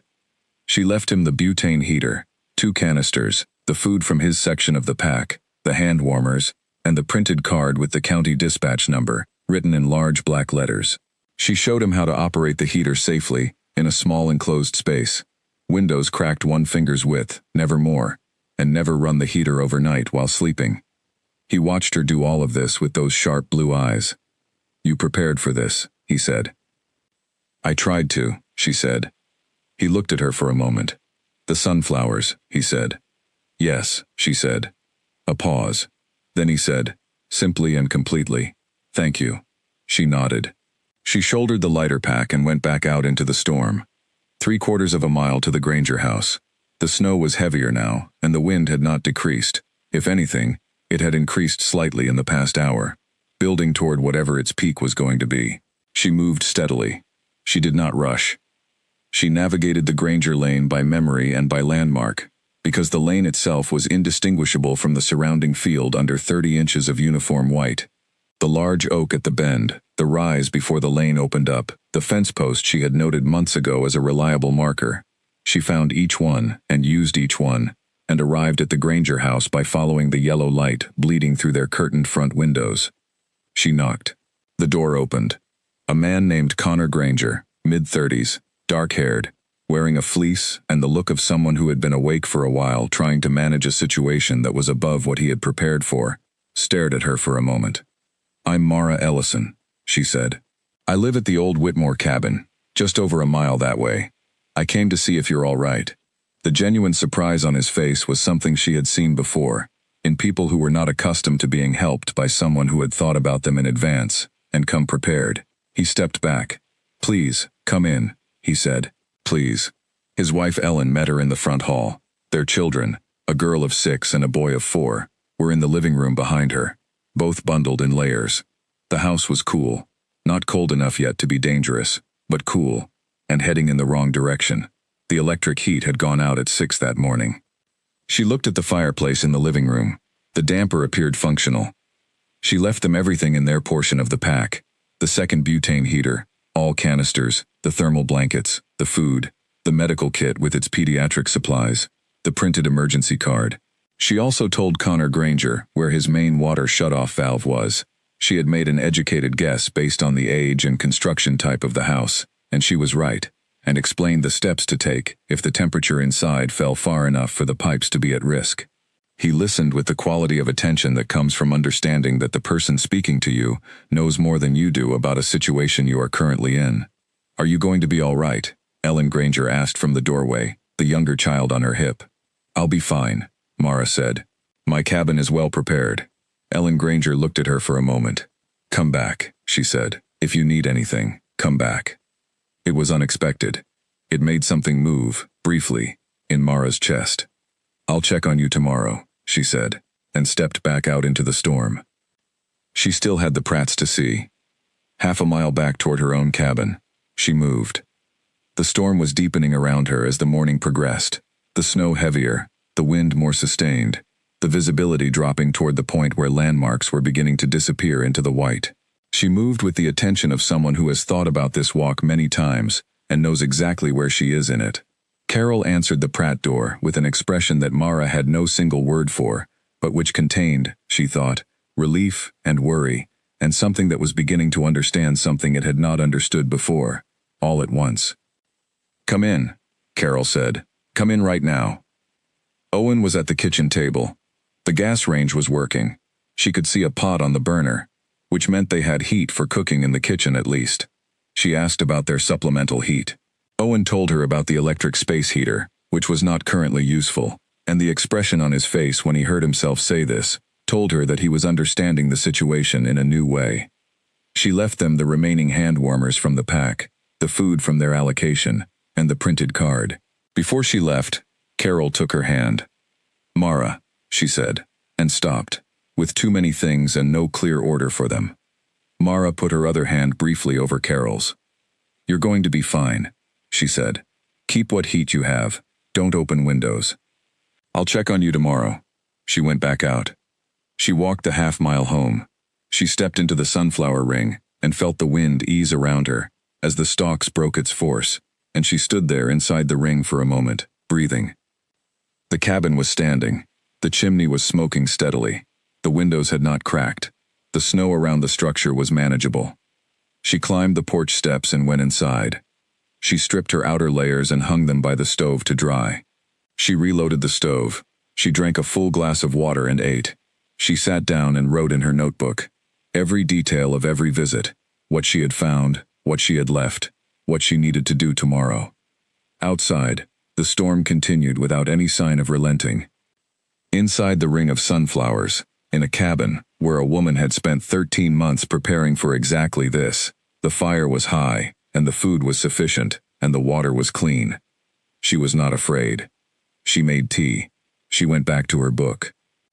She read for 2 hours, which was a longer continuous stretch than she had given to reading in months, and she felt the particular quality of rest that comes from having done everything that needed to be done, and having nothing left to do but wait and watch, and respond.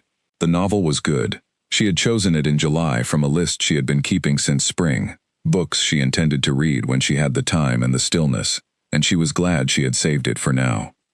The storm sound outside had become a constant, layered thing. The push of the wind against the north and northwest walls, the dry rattling of the sunflower stalks that rose above the cabin's roofline on those sides, the occasional deeper sound of a gust moving across the roof like a long, slow wave. Inside, the quiet ticking of the stove and the occasional creak of the floorboards in response to temperature differential. She put the book down at midday and made food and ate standing at the kitchen counter, looking at the window. The snow outside was piling in long sculptural drifts along the fence line on the far side of the property. At the edge of the sunflower ring, the drifts were forming at the exterior of the ring rather than inside it, building against the outer stalks rather than pushing through to the cabin walls. This was exactly what she had intended. The ring was catching the load and distributing it, taking the brunt of the accumulation on its own outward face, and leaving the cabin's approach clear enough to be manageable. She noted this in her notebook. In the afternoon, she did an internal inspection of the cabin. All 4 walls, all windows, the floor, the ceiling, the stove, the stored water, writing down what she found, adding anything that needed attention. She found nothing that concerned her. The structure was performing exactly as she had assessed it would when she had done her initial inventory a year ago, and then every subsequent week since. She checked the weather radio at 4 in the afternoon. The county had issued an updated warning. Roads were closed. Power was out across most of the affected region. Crews would begin clearing priority routes as soon as conditions allowed. People were urged to stay where they were and not to attempt travel. The county was still projecting accumulation totals below what she expected, but she noted that the pace of the storm's development had surprised even the most aggressive of the professional forecasts, and that the overnight hours would likely bring the worst of what this system had to offer. She loaded the stove for the evening, packed it high, and set the damper for a 12-hour slow burn. She filled 2 large pots of water from the tap and set them on the back of the stove to stay warm. She laid out the items she would want immediately available in the morning, her outdoor gear in the order she would put it on, her pack already positioned, the snowshoes already by the door. She made dinner. She washed the dishes. She turned down the lamp. She lay in bed and listened to the storm, which was building toward something. She could feel the gradual intensification and the weight of the sound, the way the wind was finding new notes as its speed increased, higher frequencies layering over the low sustained push she had been hearing all day. Whatever the overnight brought, she was ready for it. And tomorrow she would go out again, and she would check on Albert and on the Grangers and on Carol and Owen. And whatever she found, she would deal with it. This was what preparation was for. Not to prevent the storm, not to make the storm smaller, but to make yourself adequate to the storm, whatever it turned out to be. She had been making herself adequate for 13 months. Outside, the storm said its most powerful things in the small hours of the morning, when the valley was dark and the valley was sleeping, and there was nothing between the wind and the rooftops, except the patience of people who had believed, all autumn, that nothing unusual was coming. At the Whitmore cabin, at the end of the lane, the sunflowers stood in the dark, and the snow and the driving wind, rooted and braced and doing the quiet, important, unremarkable work they had been planted to do. They held. The second day of the storm was harder than the first, and Mara had known it would be. She knew this not because of intuition or dread, but because of the data. The system she had been tracking for months was not a single wave event. It was a deepening, blocking storm, the kind that did not pass through in a day, but stalled and reinforced itself, drawing cold air down from the north in sustained pulses. The blocking high-pressure system to the south, that she had noted in the models back in the summer, was doing its job. It was preventing the storm from moving east at its natural speed, pinning it in place, allowing it to continue feeding off the cold air reservoir above. She had planned for this. She was up before 5. The stove had held through the night exactly as she had set it. The big, slow-burning pieces had done their work, leaving a deep bed of coals that she built the morning fire on top of, adding smaller pieces first to catch the coals' heat, then larger ones as the fire established itself. She had the cabin warm again before she made coffee. She went to the window. The snow was still falling, not the initial driving intensity of the day before, but a steady, consistent accumulation that was adding to what was already there rather than replacing it. The drifts along the property boundary were now chest-high in places, sculptural and solid. At the northeast corner of the property, where she had expected the most exposure and had planned accordingly by planting the most densely, the drift had built against the outside of the ring and was leaning into the stalks at an angle. The stalks were bending under the pressure but not breaking. The roots were holding them. She noted this in her log. She noted the specific location and the degree of lean. She did her internal check: stove, water, food, structures, and found everything within her projected range. She was using wood at the planned rate. Food consumption was exactly on track. The water was clean and plentiful. Nothing unexpected. Her plan for the day was the same as the previous day, all 4 households. She also had something more specific in mind, formed during the night in the way that her clearest thinking often came to her in the quiet hours. During her visit to the Granger house the previous day, Connor Granger had mentioned in passing that his daughter had a recurring ear issue that sometimes flared under stress and cold, and that he kept a specific medication for it upstairs. He had mentioned it the way parents mention things about their children that they think about constantly but do not necessarily flag as current concerns, as background information about a situation he was always monitoring. She had a medication in her portable kit that covered the likely bacterial cause of childhood ear infections. She had it because she had thought carefully about the medical needs of young children when she was assembling the neighbor provisions, and she had specifically included coverage for ear infections because they were among the most common medical complications in children during extended periods of cold, stress, and disrupted routine. She had also printed a dosing card with clear pediatric dosing information in readable font. She had not given this to the Grangers the previous day because it had not yet been needed, but she thought it was worth bringing today. She also wanted to show Connor Granger the location of the county emergency radio signal repeater that was mounted to the telephone pole at the end of his lane. In a multi-day power outage of this scale, knowing about that repeater and how to access its signal could matter. These were the second-ring details, as Edna used to call them, not the obvious things, the things underneath the obvious things. She set out at 8 in the morning. The conditions were worse than the previous day in a specific way. The snow was deeper. She estimated 30 inches now, perhaps 32. And while the wind's peak gusts were not stronger than yesterday's, its sustained baseline force was higher, a constant heavy push from the northwest that required more physical counterbalance than intermittent gusts did. Gusts you could lean against and recover. Sustained force, you had to carry. She went to Albert first, as she had the previous day. He was awake, he had eaten, he was warm. The butane heater was running correctly. He had managed it well overnight, following the instructions she had left. She checked the wood supply. He had used slightly less than she would have expected, which was good. He was being careful with it. He was running low on one thing she had not anticipated, his blood pressure medication. He had not mentioned it the previous day. He mentioned it now, quietly and without alarm, in the voice of someone who does not want to make a fuss but believes the information is relevant. She looked at what he had. 3 days remaining. She sat with this for a moment. She was not a pharmacist. She could not manufacture medication. But she had a clear channel on the hand-crank weather radio, with a direct message function, that she had verified and tested in September, and she used it now, before she left his house.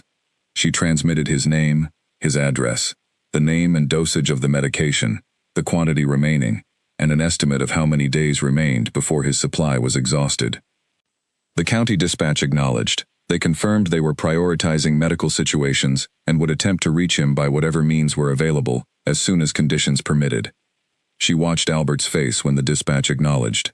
The relief he had been carefully not showing became, briefly, visible. "Thank you," he said.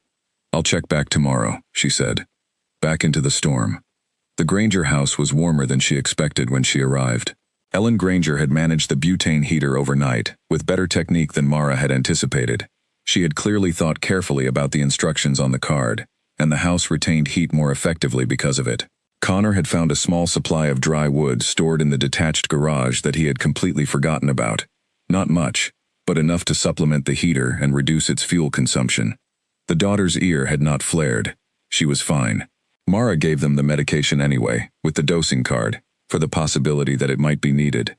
She showed Connor the exact location of the radio repeater on a quick hand-drawn map. He looked at it carefully and nodded. Before she left, Ellen pressed a container of soup into Mara's hands. She had made it on a gas camping stove they had also found in the garage. "You came back," Ellen said, and her voice had in it something that was not quite surprise but was close to it. "I said I would," Mara said. She carried the soup home inside her coat, held against her body to keep it warm, which was a practical and slightly absurd thing to be doing in the middle of a blizzard, and which also made her feel, in a brief and unexpected way, something uncomplicated and warm. Frank Burrell was fine, as she had expected. His wood supply was still healthy, his stove burning well, his wife Pauline managing the situation with the competent calm of a woman who had been managing difficult situations in this valley for 30-odd years, and had developed strong opinions about the correct approaches to most of them. Frank had already gone out twice to clear his path, and was planning a third pass in the afternoon. He was worried about the Pratts, he told her, and had been since the previous evening, when he had gone by their place, and noticed that the house was colder than it should have been. She had not known about Owen's hip. Frank mentioned it now, that Owen had been having serious trouble with the joint since the previous summer, and that the cold made it significantly worse. She added this information to her understanding of the situation, and adjusted her assessment of the Pratt household's priority. The Pratt house was cold, not dangerously cold yet, but heading in a direction she was not comfortable with. Carol had the gas range running as supplemental heat for the kitchen, which was sensible, but the kitchen was a small room, and the heat was not circulating. Owen was in the chair nearest the range, dressed in 2 sweaters, and with a blanket across his knees. He was managing, but the cold in the rest of the house was working against his hip in ways she could see clearly. She stood in the front room, and made the assessment she had been making since she arrived. Could this household be adequately maintained here, with the resources available, and the resources she could bring, for the remaining duration of the storm? Her assessment was no. She had not planned to bring anyone to her cabin. She had planned to keep each household functional in its own location, but she had built flexibility into her planning, because she understood that plans encountered reality, and reality did not always match the plan. Flexibility was not a failure of planning.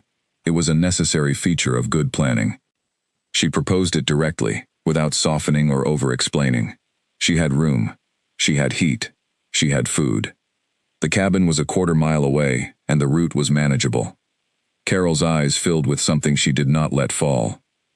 "We don't want to be a burden," she said. "You won't be," Mara said. Let's get your things. She helped them pack. The things they needed for several days. Owen's medication. Carol's essential items. She helped Owen into his outdoor gear slowly and carefully, managing the process with the patience she brought to everything she did well. She had Carol leave a note on the door in case anyone came looking. They walked the quarter-mile together in the storm, with Mara setting the pace to Owen's capability, which was slower than her usual pace, and exactly the right pace for this.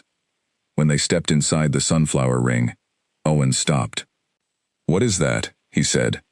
The change in the wind's force was perceptible, even to someone who had not been told to expect it. The pressure against his body had eased noticeably in the space of 3 steps.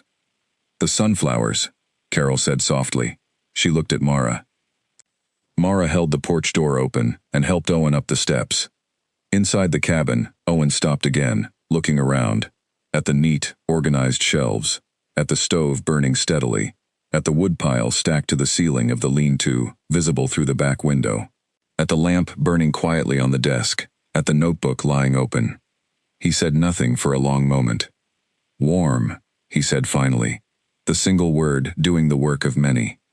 Mara helped him to the chair nearest the stove. She made tea. She warmed the soup that Ellen Granger had sent, and it was very good. They sat at the small table in the warmth, and outside, the storm went on, muffled by the walls and the ring of stalks, diminished to a presence rather than an assault. Owen said, after a while, "You knew this was coming." It was not an accusation. It was the statement of a man, completing a long thought. "I thought it was likely," Mara said carefully. He was quiet for a moment. "The sunflowers. They break the wind before it reaches the walls," she said, "and they reduce the drift accumulation against the structure." He looked at her for a long moment. "Carol told me you were planting decoration," he said. "I know," Mara said. He looked at his tea. "Thank you," he said simply. Carol reached across the table and covered Mara's hand with hers. Mara received it without awkwardness. Some gestures simply needed to be received. The storm went on outside. Inside the cabin, for the first time in 3 days, Carol Pratt sat somewhere warm. The 3rd day of the storm brought freezing rain on top of the accumulated snow, which was the worst possible combination for travel and for structures. Mara had been monitoring the temperature trend and had anticipated this, the slight warming that came in the middle stage of these blocking systems, just enough to shift precipitation from snow to freezing rain, without warming the ground enough to melt what was already there, creating a layer of clear ice over the deep snowpack that was both treacherous underfoot and dangerously heavy on rooftops and tree branches. She did not go out on the 3rd day. She had assessed the risk and reached a clear conclusion. The ice made transit between properties dangerous in a way that did not meet her standard for justified risk. The checks she had done on the previous 2 days had established a baseline of safety at each household. Albert had his heat and his food, and his medical situation was registered with County Dispatch. The Grangers had their heater and their wood and their supplies, and they had demonstrated that they could manage them correctly. Carol and Owen were here, warm, comfortable, and safe. The only thing that could pull her out in freezing rain was a confirmed emergency at one of the properties, and she had no indication of one. She stayed in the cabin. She spent the morning working quietly at her desk, writing up her complete notes from the previous 2 days, detailed records of conditions at each property, what she had found, what she had left, what she had observed about each household's capacity and state, what she planned to do when the storm broke. She was meticulous about this. The notes were not for any external purpose. They were for her own thinking, her own record, and because she had learned from years of careful work that writing things down changed the quality of her understanding of them. Things she thought she had understood clearly became clearer still when she wrote them. Details she had registered without fully examining came forward when she tried to describe them. Owen sat near the stove with a book from the small shelf Mara kept. Carol had found something to do in the kitchen that was not strictly necessary but that she needed to do. She was that kind of person. Someone whose hands needed to be busy when her mind was occupied. She cleaned things that were already clean. She organized things that were already organized. Mara watched this without comment and found it, in a quiet way, companionable. They did not talk very much. This was comfortable. Mara was not a person who needed conversation to feel another person's presence as a good thing. And Carol, she was discovering, was more capable of comfortable silence than most people. Owen read his book and occasionally said something that had nothing to do with anything and everything to do with being at ease. At midday, she checked the weather radio. The county crews were working. The main highway had been cleared. Work was proceeding inward from the highway. They had reached the Webb South track in the morning, and she heard this in the transmission with a particular and clean satisfaction. Albert's medication would get to him. The county had registered his situation and was treating it as a priority. She made a note. In the afternoon, she listened to the storm and assessed its behavior. The freezing rain had stopped by 2 o'clock. The temperature had dropped again, which was actually welcome. It meant the precipitation would return to snow if it returned at all, which was less dangerous than ice. The wind was beginning to shift, the direction moving from pure northwest to something slightly more north, which was a sign she recognized as typically indicating the back edge of a storm system approaching. The storm was not over, but it had passed its worst. She stood on the porch in the early evening, in the first true air she had breathed outside since the morning of day 2, and looked out over the valley. It was extraordinary. Not in the way that dramatic things are extraordinary, not with the excitement of a spectacle.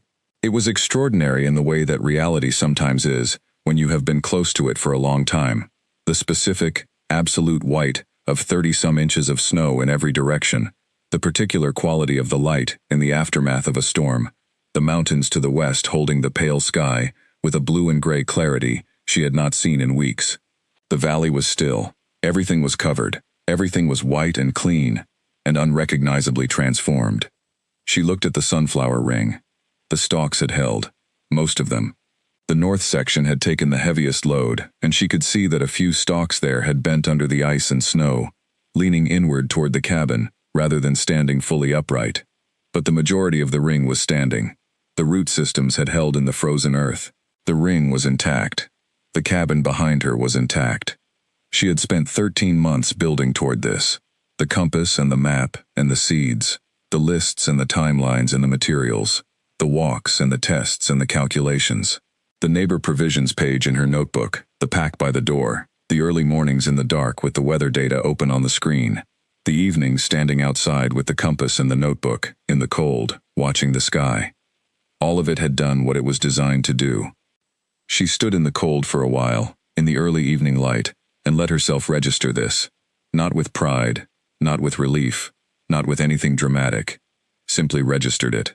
The way you register when something works. Yes, it did what it was supposed to do. Then she went back inside.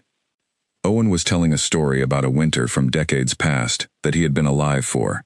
A story that she had not asked for, and was nonetheless glad to hear, because it was his way of saying that he had survived hard winters before, and would survive this one too, and because the sound of his voice, unhurried and comfortable, was a good sound to have in a warm room. She sat down. She listened. Outside, in the last of the light, the sunflower stalks stood in their ring, battered and snow-burdened, and bent in places, but still anchored, still doing the work, still holding against what remained of the wind. They would stand there through the night. When the storm finally cleared, they would be examined and assessed, and some of them would need to be replaced. She was already thinking about the spring planting, about the north section specifically, about the density she had not quite achieved there, and what she would do differently next year. There was always something to learn. There was always the next thing to plan for. But tonight, she sat in the warm cabin and listened to Owen tell his story, and she let herself be, for a little while, simply present in the fact that everything had worked. Everything had worked.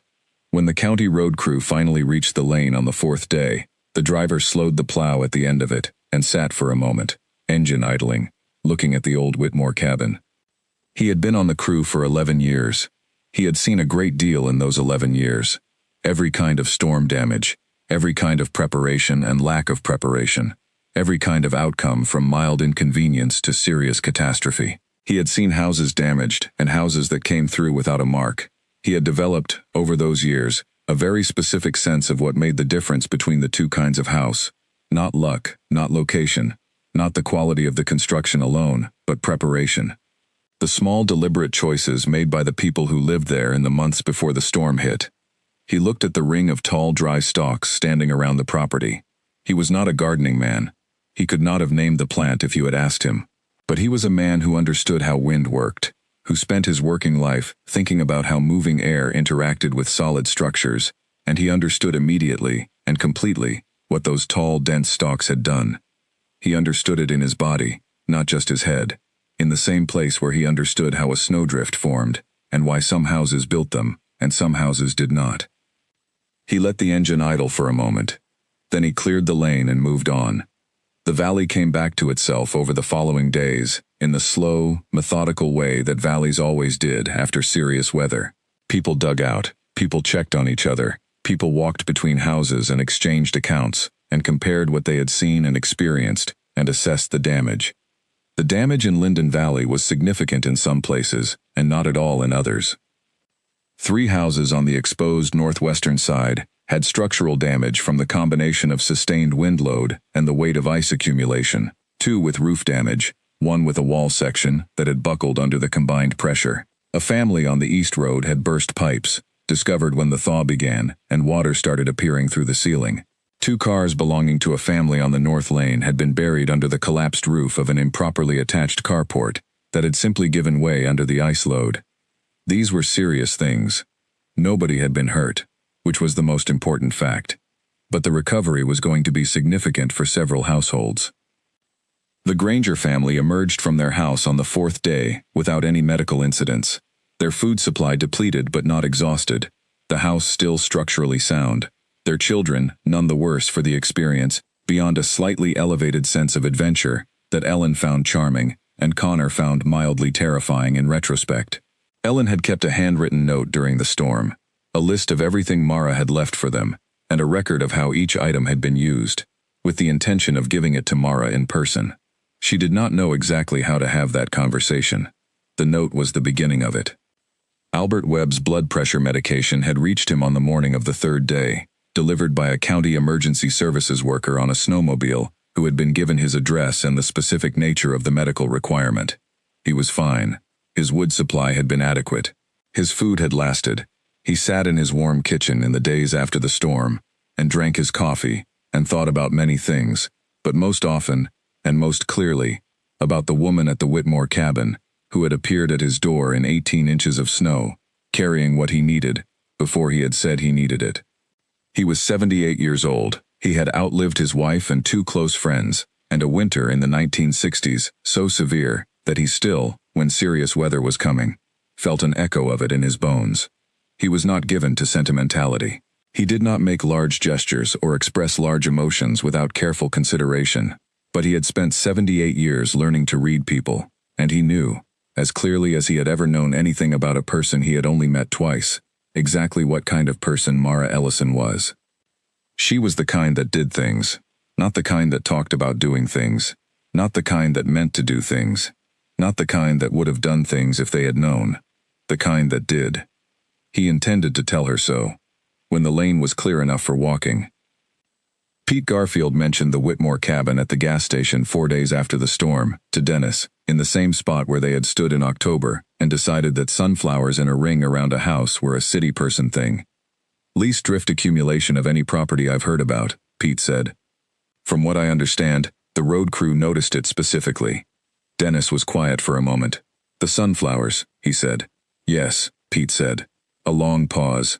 The kind that meant something was being processed, rather than filling time. Windbreak, Dennis said at last. Pete looked at him.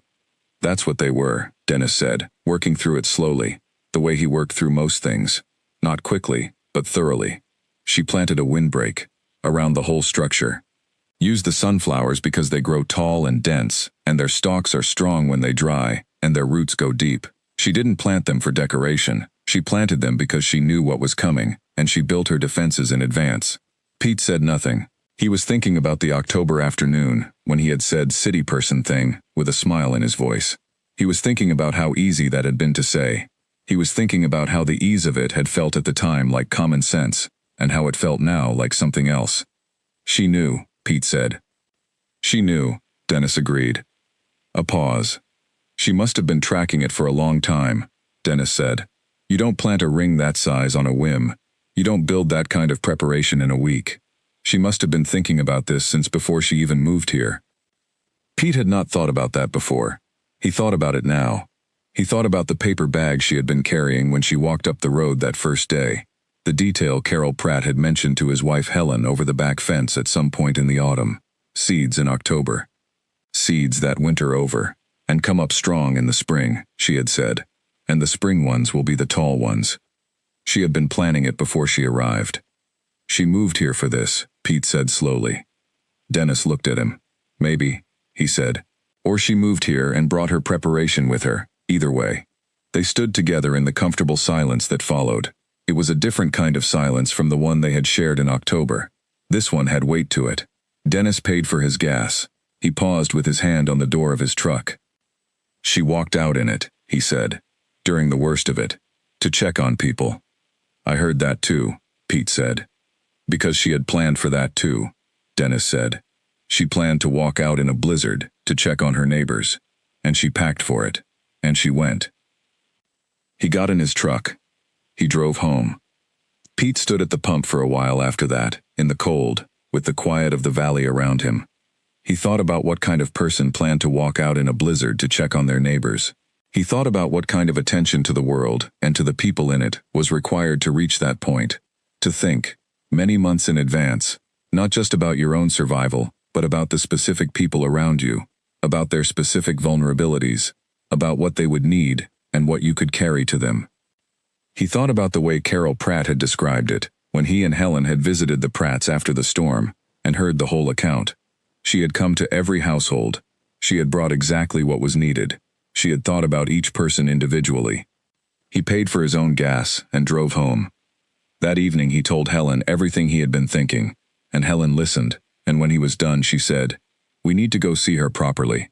Not just to apologize for the sunflower thing, to actually thank her." "Yes," he said. "And she should know," Helen said, "that the valley sees her now. She was invisible before, and now she is not. That matters." "I think," Pete said, "that she may not care very much about being seen." Helen looked at him. "Maybe not," she said. "But we should see her anyway. For our sake, if not for hers." Frank Burrell went to see Mara on the 5th day after the storm, walking through the now tramped and refrozen snow of the lane, in the clean, hard cold of the aftermath. He found her on the porch, looking at the ring of sunflowers, assessing something. He recognized the expression. He had worn it himself after every difficult season on his property. That specific, focused look of a farmer, examining what the weather had done, and already calculating what needed to be done next. He leaned on the porch railing beside her. He looked at the ring too, for a while, without speaking. "Windbreak," he said at last. "Yes," she said. "Heritage variety, with the thick stalks. Dense planting for collective resistance. Root system deep enough to hold under load." "Yes," she said. "And you let the seed heads dry on the stalks rather than cutting them, so the weight would add stability." She looked at him. "I thought about it," he said, afterward, when I was trying to understand how it had performed so well. She nodded. The dried head adds a downward force that counteracts the lateral wind pressure. Not dramatically, but enough. He looked at the ring for a while. He was a farmer. He knew plants. He knew wind. He had built windbreaks himself, on his property. Though they were hedgerow-style plantings rather than this particular form, he had simply not, in all his years of looking at the ring growing next door, thought to connect what he was seeing with what he knew. He had thought, decoration. He had thought, eccentric gardening. He had thought, city person making her yard pretty. He had not thought, this is a structural decision made by someone who understands wind load and root systems and the specific properties of heritage sunflower stalks when dried.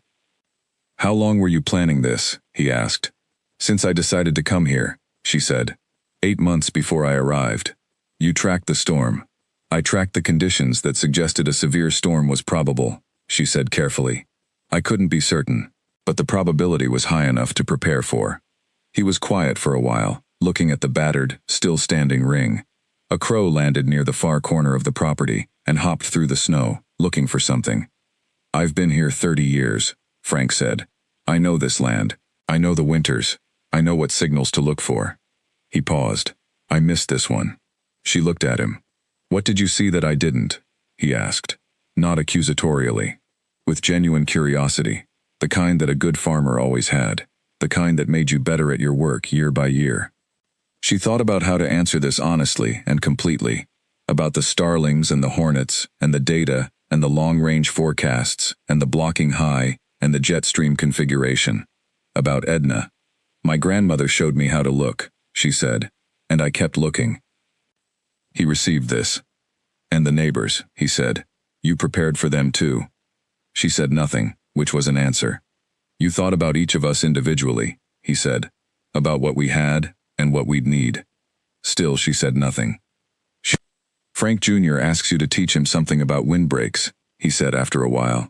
He's been farming this property for 12 years, and he says he never thought about it the way you apparently thought about it. She looked at him. I'm not a farmer, she said. No, he said. But you're something, and whatever it is, it works. He walked home thinking about it, about what it was exactly, what she was, what to call it. He did not find a good word for it before he got home, and he did not find one over dinner, and he was still thinking about it when he went to bed. What he came closest to was this. She was a person who paid full attention to the world, all the time, without stopping, and then she did something with what she learned. It seemed like a simple thing. It was not a simple thing. He knew that now. On the 7th day after the storm, with the lane finally clear enough for cautious walking, and the temperature still cold but the worst of it behind them, Albert Webb walked to the Whitmore cabin. He had not walked this far on the South Track in quite some time. His hip had been adequate for years, and it was still adequate. But the condition of the road after a storm like this one required care. He took his time. He used his stick. He stopped twice to let a vehicle pass. He arrived at the Whitmore cabin's gate at a time that was, he judged, neither too early in the morning nor too late in the afternoon, which was the correct time to visit a neighbor without announcement. Mara opened the door before he knocked. She had seen him coming through the window. She held the door open and stepped back to let him in without saying anything, which was, he thought, exactly right. She made tea.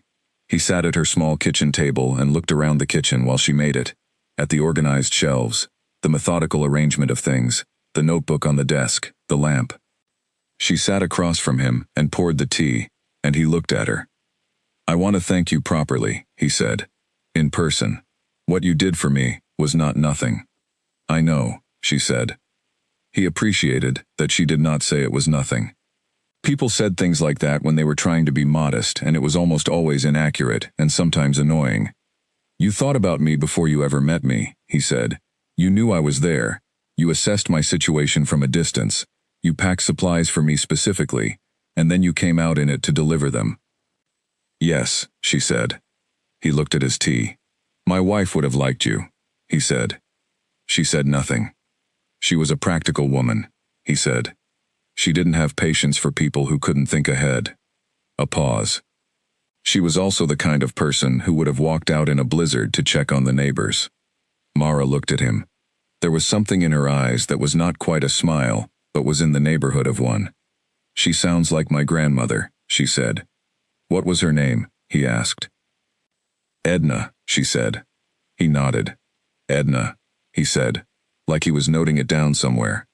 They sat together for a while, drinking tea in the warm kitchen, while the cold pressed against the windows, and the sunflower stalks outside ticked faintly, in the occasional gust of what remained of the winter wind.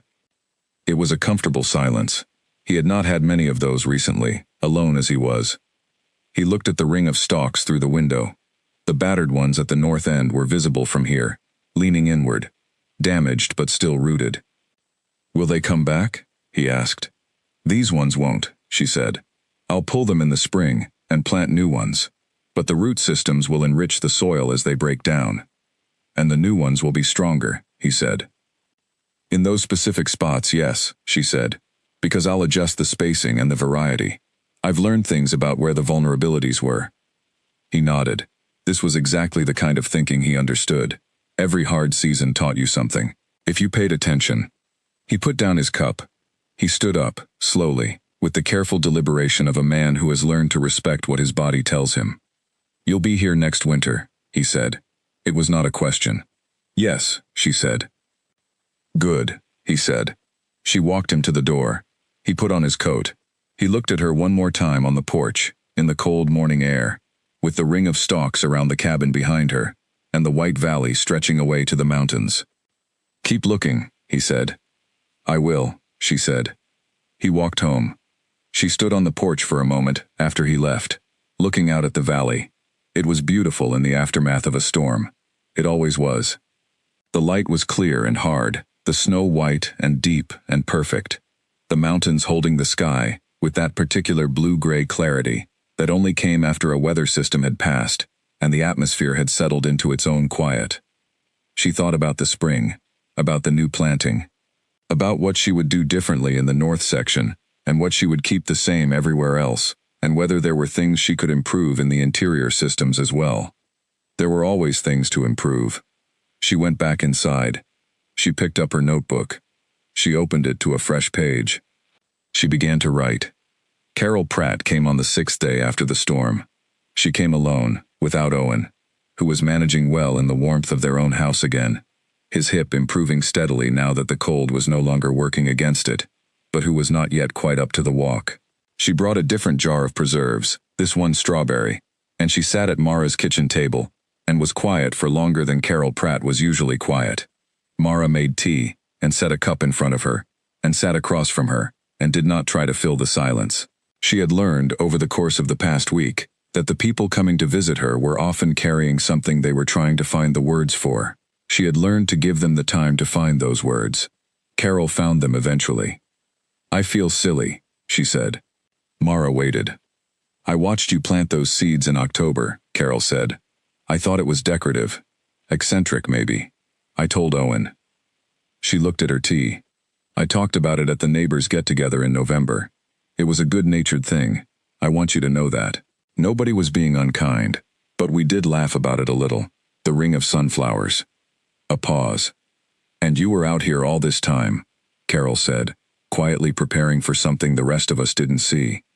"I wasn't certain," Mara said. "I thought it was likely, but I wasn't certain." "Likely was enough for you to plant 300 feet of sunflowers," Carol said, "and triple the woodpile, and build a hand pump onto the well, and spend months assembling supplies for your neighbors." She paused. "Specifically for each of us. You thought about each of us individually." "I did," Mara said. Carol looked at her hands, wrapped around her teacup. "You walked out in the middle of the worst day of it," she said, "in 18 inches of snow, with the wind like that, to check on Albert, to check on the Grangers." A pause. "To check on me. I had planned for that," Mara said. "You planned to walk out in a blizzard to check on your neighbors," Carol said again, as though saying it a second time was the only way to make it fully real. "That was part of the preparation. You made yourself capable of doing that." "Yes," Mara said. Carol was quiet for a moment. "I feel silly," she said again. Mara looked at her carefully. "Why?" she said. "Because you saw something you didn't understand and reached for the most available explanation?" Carol looked at her. "Most people do that," Mara said. "It's not a failing. It's just how people work when something doesn't fit their existing categories. Sunflowers in October, in a ring around a house, don't fit the category of windbreak. They fit the category of decoration. So that's what you thought it was." A pause. "I've done the same thing." "Have you?" Carol asked. "More than once," Mara said. Carol sat with that for a while. "You're being very generous to me," Carol said. "I'm being accurate," Mara said. Carol smiled, briefly, at that. Then the smile settled into something quieter. "Your grandmother," she said. "You've mentioned her, Edna." "Yes. She taught you this." "She showed me how to pay attention," Mara said. "The rest was reading and practice." "She sounds remarkable," Carol said. "She was ordinary," Mara said, and Carol noticed that this was not a modest thing, but a precise one, that she was saying something specific about the nature of remarkable things, not diminishing her grandmother. She was ordinary, and she paid full attention. Those two things together made her seem extraordinary, but the attention was the thing. Anyone can do it. Carol was quiet for a long time after that. "Your grandmother would be proud of you," she said at last. Mara looked at her cup. "Yes," she said after a moment. "I think she would." They sat in the warm kitchen, while the valley outside went on with its recovery, the sounds of machinery in the distance, the slow drip of snow melting from the south-facing edges of the roof, the occasional creak of the cabin's structure settling back into its ordinary rhythms after 3 days of extraordinary stress. Carol drank her tea. Mara drank hers. "We'd like to have you to dinner," Carol said. "Owen and I. When things are back to normal. Nothing formal. Just dinner." Mara looked at her. "You don't have to," Carol said. "I know you're a private person, but we'd like to.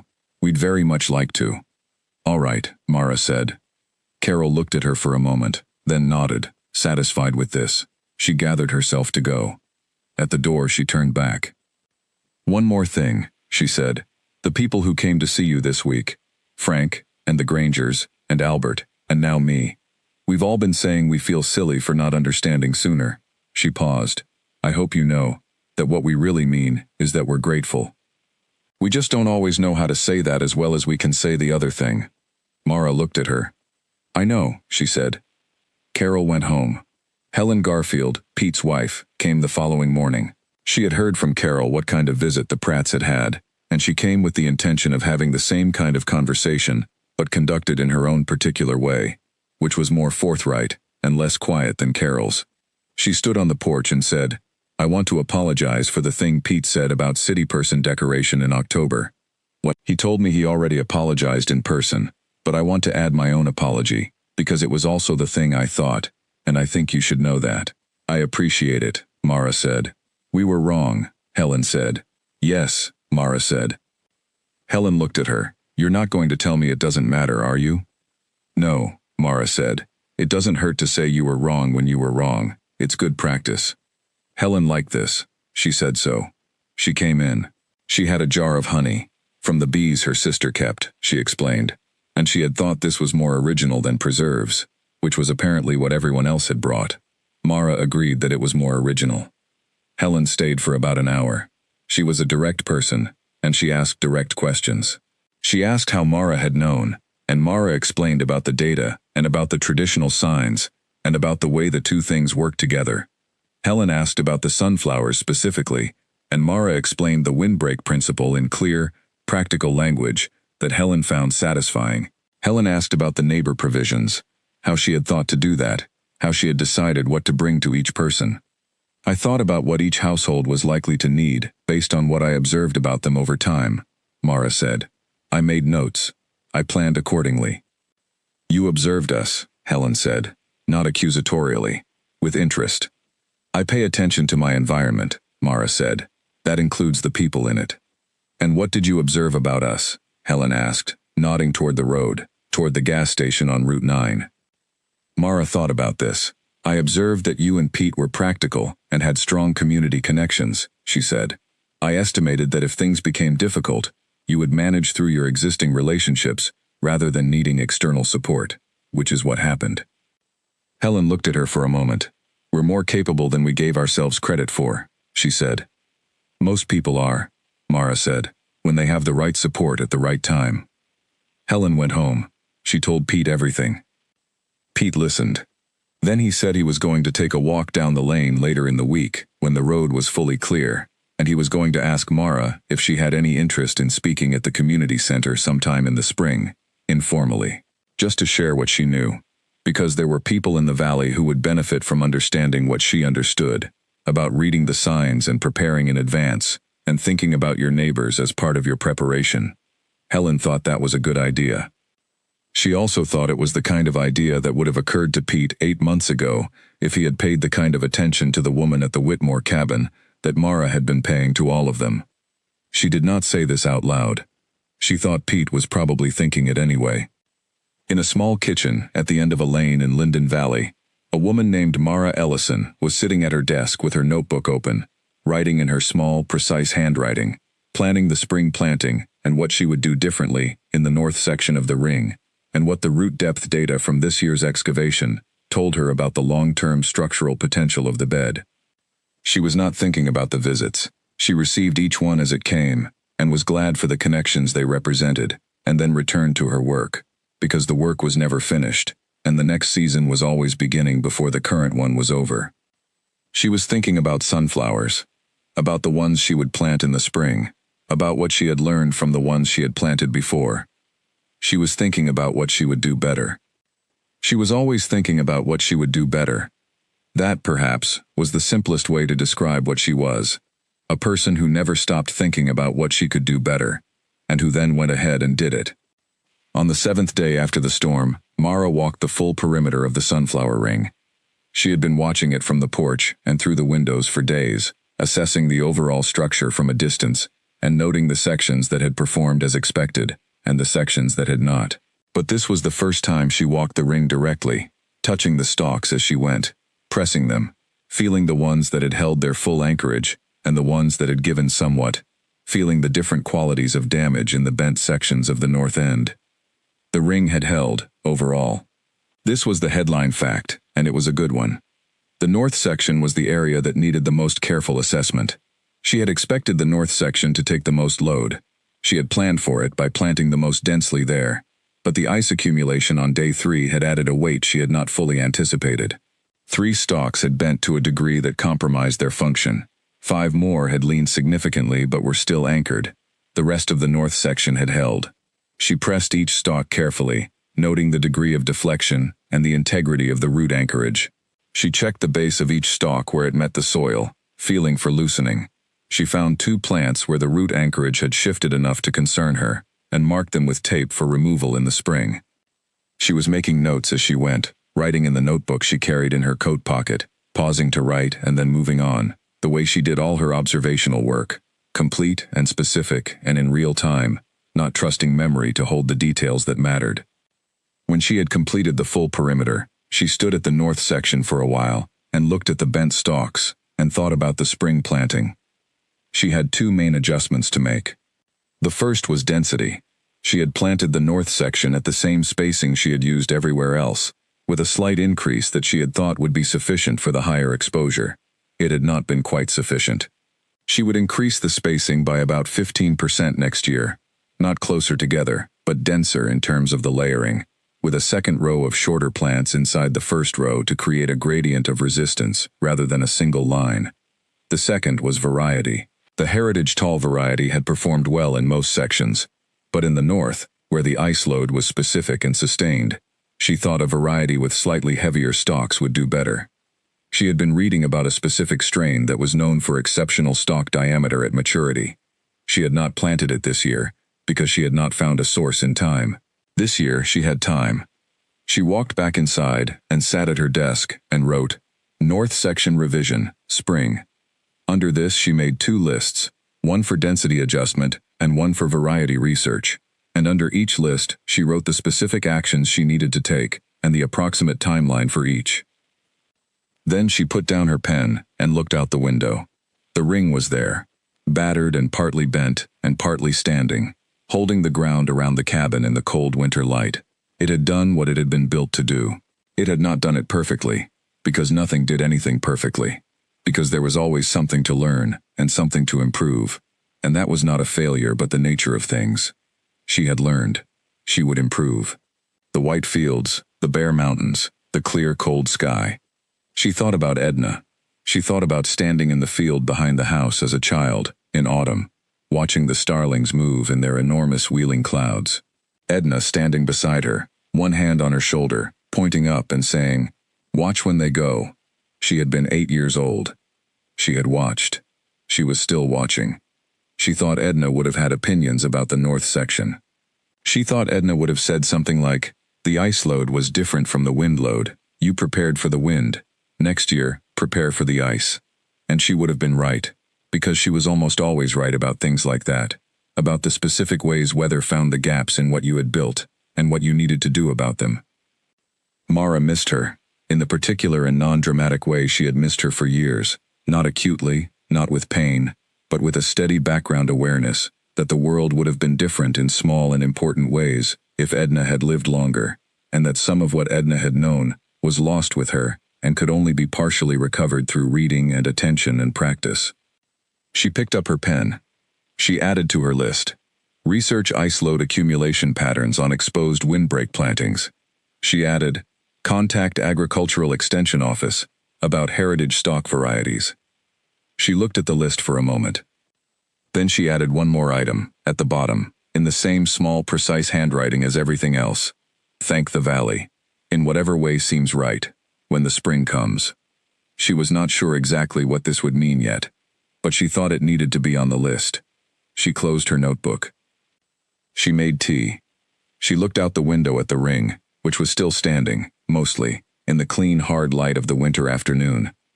It had done what it was supposed to do. She would make it better. Pete Garfield's wife Helen noticed the sunflowers in late spring. She had driven past the old Whitmore cabin a dozen times since the storm without stopping, which was the way of things in the valley. You drove past places you meant to stop at, and then it became next week, and then next month, and then a good portion of a season had passed. But one morning in April she slowed the car and actually pulled over, because the ground around the cabin was being turned in a ring, and the woman she had heard so much about over the winter was out there on her knees in the dirt, planting seeds. She sat in the car for a moment. Then she got out. Mara looked up. She did not look surprised, which was the first thing Helen noticed. She had expected a certain wariness from the woman the valley had been quietly reevaluating all winter. Instead, there was just the calm, open look of someone who had decided long ago not to waste energy on being guarded. "You're planting again," Helen said. "Different variety this year for the north section," Mara said. "And a second interior row along the north face. The ice load was heavier than I'd planned for." Helen looked at the ground, at the new neat turning of soil, at the stakes and string that marked not one but two parallel lines in the north section, the outer one in the same position as before, and a second one perhaps 8 feet inside it, closer to the cabin. "A second layer of defense," Helen said. "A second layer of resistance," Mara said. "Not defense, exactly. It creates a gradient. The wind slows before it reaches the outer row, and slows again before it reaches the inner row, so by the time it gets to the cabin walls it has less force to give." Helen thought about this. She was a practical person, and she liked practical explanations. "Like armor," she said. "More like a series of speed bumps," Mara said. Helen smiled at that. She looked at the old stalks still standing in the southern and eastern sections, the ones Mara had not yet pulled. Brown and battered but still rooted, cleared of the winter's ice and debris, but otherwise left in place. "You're leaving the old ones," Helen said.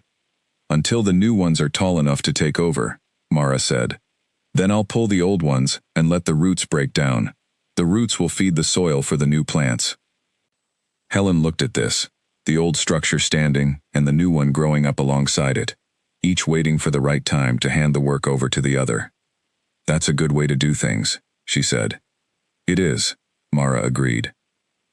They stood together for a moment in the spring morning air, which had the particular quality of late April in the valley, not warm yet, but no longer cold, uncertain in the way that changeable weather was uncertain, holding the possibility of anything. "I wanted to ask you something," Helen said. Mara looked at her. "Pete and I have been talking," Helen said, "about whether there are people in the valley who might benefit from understanding what you understand. About reading weather, about preparation, about thinking ahead." She paused. "We were wondering if you'd be willing to speak to a group sometime. Nothing formal, just neighbors, at the community hall, some evening in early summer." Mara was quiet for a moment. She thought about it. She was not a natural speaker. She was not comfortable being the center of a room's attention, had never been comfortable with it, had in fact spent most of her life arranging things so that she was not the center of any room's attention. But she thought about what Edna had done for her, standing in the field, pointing at the sky, taking the time to explain, and she thought about whether there was something wrong with refusing to do the same for others because it made her personally uncomfortable. There was something wrong with that. "All right," she said. Helen's face opened with something uncomplicated. "Really?" she said. "Yes," Mara said. "But I'd want it to be practical. Not a lecture. Questions and conversation." "That's exactly what we were hoping for," Helen said. Mara nodded. She pressed a seed into the earth and covered it. "Tell Pete I'll need about 2 weeks' notice," she said, "so I can think about what's actually useful to say." Helen went home and told Pete, who was genuinely pleased, and Pete went down the lane that afternoon to confirm the arrangement in person, and found Mara still planting, and stood at the fence and said thank you, and asked one question, the same question Dennis had asked him, and that Helen had asked him, and that everyone who had been thinking about the storm had eventually asked themselves, how did she know? And Mara, standing in the turned soil with her hands in the dirt, said what she had said to Frank, and what she had said to Carol, and what she had said to Albert, the same words in the same quiet voice. My grandmother showed me how to look, and I kept looking. Pete drove to the gas station. He mentioned it to Dennis. Dennis was quiet for a moment, and then said, "That might be the most important sentence I've heard in a while." Pete thought about that on the drive home. He thought about what it would mean to spend your whole life doing that one thing, looking, paying attention, not stopping. The community meeting happened on a warm evening in early June, in the hall that had been used for meetings and dances and community events in the valley for several generations. There were 32 people there, which was more than Pete and Helen had expected when they started making calls. Word had traveled through the valley in the quiet and efficient way that word traveled in small communities, and people had decided to come. Mara arrived a few minutes before the scheduled time, carrying only her notebook. She looked at the room with 32 people in it, and felt the particular quality of alertness she felt before anything new and exposed, and then she found a chair at the front of the room and sat in it, rather than standing at the front, which immediately changed the feeling of the room. She looked at the people. "I'm Mara Ellison," she said. "I live at the old Whitmore cabin, at the end of the lane. Most of you know who I am at this point, which is different from how things were a year ago. And I want to start by saying that I was not, before the storm, trying to be mysterious or secretive. I was trying to prepare, and preparation is quiet work." A pause. "I'm going to tell you what I know, then you can ask questions. The questions are the useful part. My knowing things is less useful to you than you knowing things, so ask as many as you want." The room was quiet, in the particular way of a group of people who have decided to pay attention. She began with the basics. Not the storm. The storm was the dramatic part, and the dramatic part was not the most important part. She began with the idea that she had inherited from Edna, and spent her life developing, that the world is always communicating, and that what it communicates can be learned, and that learning to read it does not require special gifts or unusual intelligence. It requires attention and practice, and the willingness to take what you observe seriously, even when no one else seems to be observing it. She talked about the signs she had watched, the starlings, the hornets, the caterpillars, the trees. She was specific and precise, and she acknowledged openly which signs were well documented, and which were disputed, and which she took seriously, based on her own experience, without being certain they were universally reliable. She did not overclaim. She was, in this as in everything, exactly as certain as the evidence warranted. She talked about the data, the forecast services she followed, the atmospheric patterns she had learned to read, the way traditional observation and modern information worked together. She explained the blocking high-pressure system in terms clear enough for someone with no meteorological background. She talked about preparation, about what it meant to do it well, about how it was not a single dramatic moment, but a sustained practice. 100 small decisions made over months, each one individually unremarkable, and collectively making the difference. She talked about neighbors, about thinking about the people around you as part of your preparation rather than as separate from it, about the specific knowledge that came from paying quiet attention to your community over time. The questions went on for a long time. She answered each one. When she did not know the answer, she said so, and said what she would do to find out.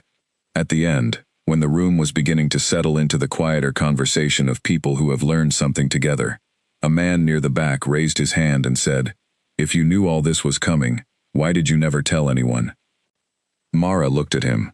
"I thought about it," she said, "but I wasn't certain. I thought it was likely. Telling people requires enough certainty to justify disrupting their lives, and possibly looking like a fool if you're wrong. I was preparing for the possibility. I was not certain enough to announce it." A pause. "And honestly," she said, "I didn't think people would listen." The man looked at her. "Would you have?" she asked. "If a quiet woman you'd never really spoken to had knocked on your door in September and said, 'There may be a significant blizzard this winter, would you start preparing now?" A long pause. "Probably not," he said. "No," she said. "Probably not. So I prepared what I could prepare, for myself and for my neighbors, as much as I was able, and I waited." Silence. "I'll tell you what I'll do differently," she said, "now that we know each other." The room waited. "Next time I think something significant is possible," she said, "I'll say so. Not as a prediction. not as a certainty, as a possibility worth preparing for. And I hope that having had this conversation, some of you will take that seriously. She looked at the room. And I hope some of you will start paying attention, she said. Not to me, to the valley. It's telling you things all the time. You just have to learn to hear it. The meeting broke up slowly, in the way that good conversations broke up, people not quite ready to leave, talking in small groups, trading thoughts. Mara answered questions at the edges of the room, one or two at a time, until the last of them were done. On the drive home, she thought about Edna, about how Edna would have handled a room of 32 people. She thought Edna would have said roughly the same things, in roughly the same way, but with more warmth and more humor, and less of the quality Mara knew she had of making people feel slightly examined. She was working on that. She was always working on something.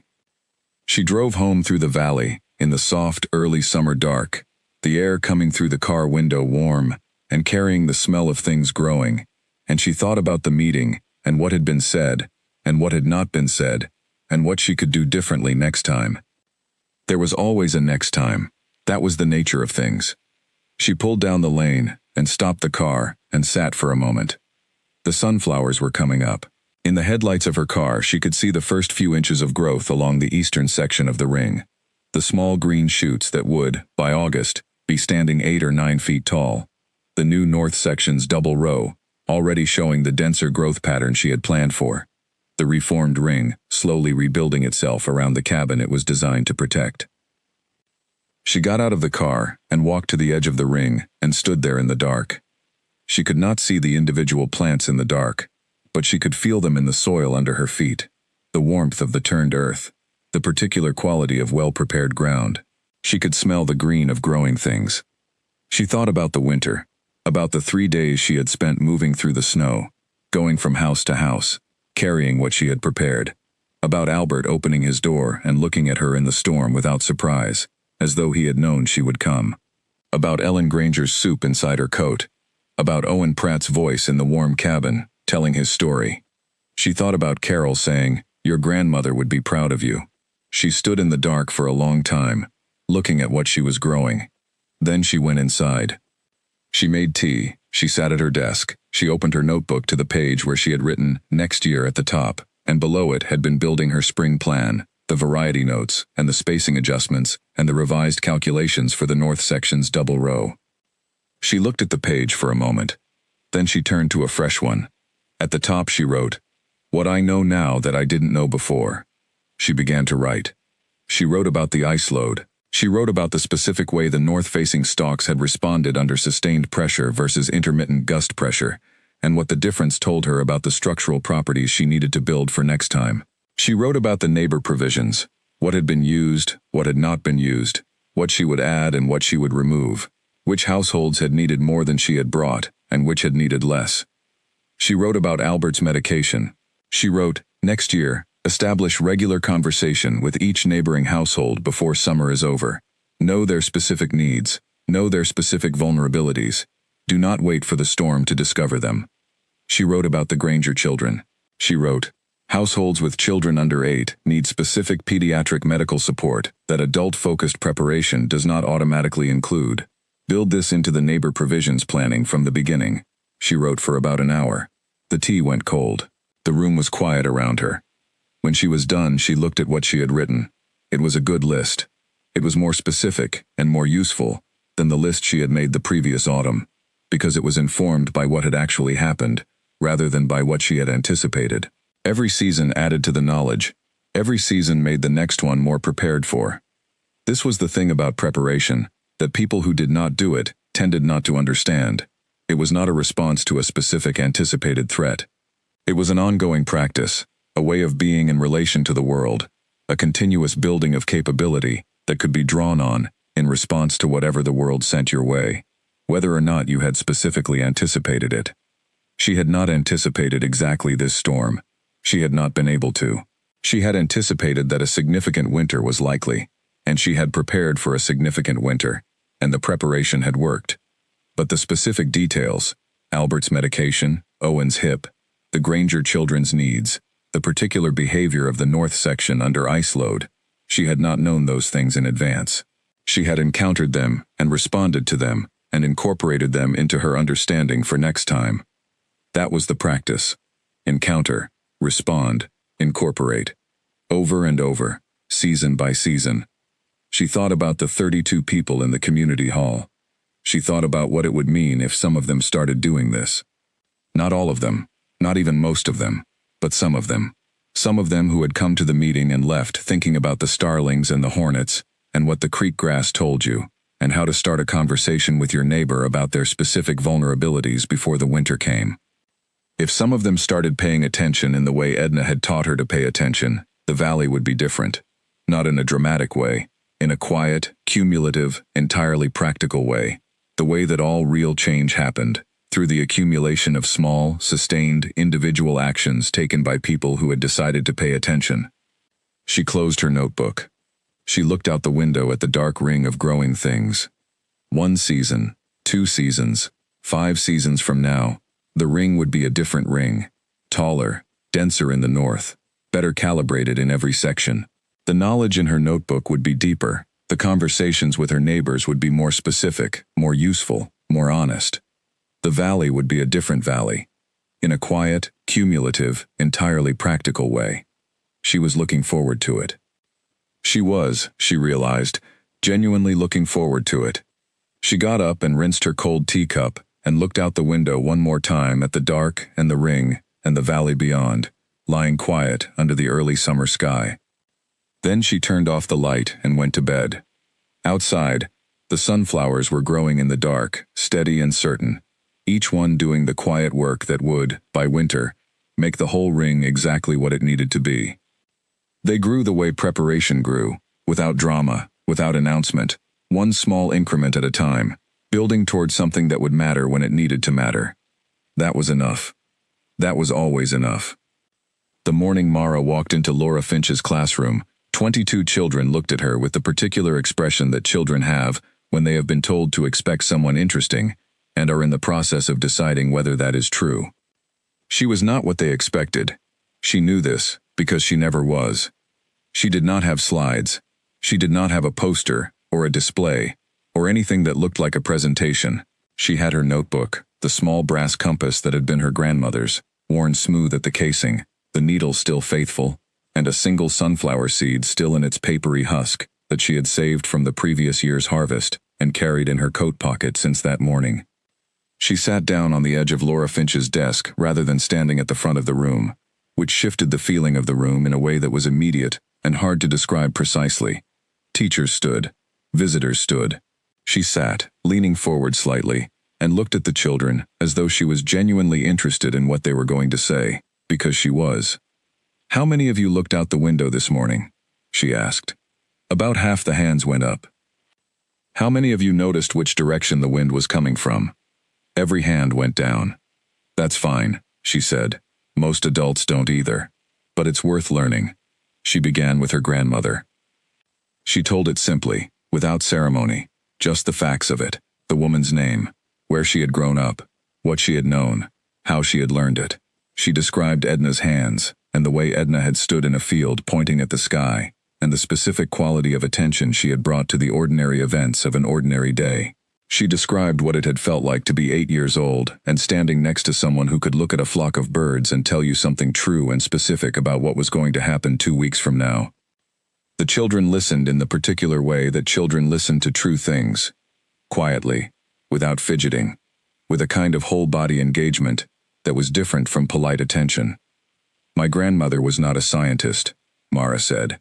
"She did not have a degree, or a laboratory, or a set of instruments. She had years of watching the same piece of land in all weathers and in all seasons, and she had the habit of taking what she saw seriously. Those two things together made her capable of things that looked, to people who didn't understand them, like something more than ordinary." A girl in the front row put her hand up. "What kind of things?" "Knowing when storms were coming," Mara said. "Knowing when it was going to be a hard winter. Knowing when the creek was going to flood.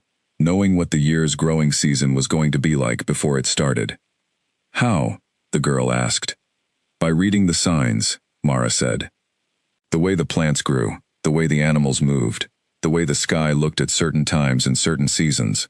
Over time, If you watch carefully, you learn that these things tell you things, not in words, but in patterns that, once you've seen them enough times, become legible. The kind that came from formal study, meteorology, ecology, data science, long-range forecasting, and the kind that came from sustained personal observation of a specific place over a long period of time. She was careful and precise about this, because she did not want to suggest that one kind was superior to the other. She had seen people make that mistake in both directions, dismissing traditional knowledge as superstition, or dismissing scientific knowledge as cold and inadequate. Both dismissals were wrong. Both kinds were real. Both kinds were useful. The relationship between them was the thing. When I knew that a serious storm might be coming, she said, I was using both kinds at the same time. The atmospheric data I was reading, the weather patterns, the blocking high-pressure system, the jet stream configuration, confirmed what I was seeing with my own eyes and feeling in my own body. The starlings leaving all at once in mid-September, the hornets building their nests low to the ground, the trees dropping their leaves in a compressed window instead of the usual gradual way. These things agreed with each other. That's when you pay attention. A boy in the second row put his hand up. He was small and serious-faced, with the kind of focused, dark eyes that made you feel he was filing everything you said away for later use. Is that why you planted the sunflowers? He asked. Partly, she said. I planted them because I thought the winter might be severe, and I wanted the cabin to be protected from wind. But I also planted them because my grandmother showed me, when I was about your age, that the things growing in the ground around your home can work with you, if you understand what they're able to do. She held up the sunflower seed. This is not decoration, she said. This is a tool. The room was very quiet. She talked about windbreaks. She kept it practical and simple. She was speaking to 9- and 10-year-olds, not engineers, and she had learned from her own childhood that the most effective teaching happened when you said the thing that was true and useful, without burying it in complexity. You needed density and height and the right material. You needed something that would break the force of moving air into smaller, weaker, less directional patterns before that air reached what you were protecting. You did not need a wall. A wall redirected the wind but created turbulence on its lee side. A windbreak absorbed and scattered and distributed. Those were different things, and the difference mattered. She talked about roots. She talked about how the heritage sunflower variety she had chosen grew roots 18 inches deep and spread them horizontally in a dense mat that held the stalk under serious load. She explained why she had let the seed heads dry on the stalks rather than cutting them, because the weight of the head, in combination with the structural integrity of the dried stalk, created a compound anchoring force that worked against the lateral pressure of the wind. The children asked questions. The questions were good, better, in some ways, than the questions the adults had asked at the community meeting, because children had not yet decided what they were allowed not to know, and so they asked about everything. How did she know how far apart to plant them? She had calculated from the expected height and the density needed at that height to disrupt a wind of the speed and direction she anticipated, and she had allowed for variation in plant size and had verified the density empirically by testing sections of the ring with a portable fan. How long did it take? From planting to the storm, just over a year. Did she ever doubt herself? She paused at this one, giving it the weight it deserved. Yes, she said, several times. In early June, when the summer was so mild and pleasant that the possibility of a severe winter felt abstract. In late September, when the standard forecast was still describing a normal autumn. The doubt was part of it. The doubt was how you kept checking, how you kept asking whether what you were seeing was real, or whether you were seeing what you expected to see. The discipline was in continuing to check honestly, following the evidence rather than the conclusion you had already reached. Would she have felt silly if the storm had been mild? She thought about this for a moment. Then I would have had very nice sunflowers, she said. The children laughed, an immediate, bright, genuine laugh, the kind that comes from something being simply and honestly funny. But I would not have regretted the preparation, she said, when the laughter settled. Because the preparation had value regardless of whether the worst came. I would have been someone who knew how to read the signs, and how to build a windbreak, and how to think about my neighbor's needs, and how to be ready for a serious winter. Those capabilities do not disappear if the worst doesn't happen. They stay with you. They make every ordinary winter easier. and every serious winter survivable. She looked at the room. Preparation is not a response to a specific fear, she said. It's a practice. It's a way of living.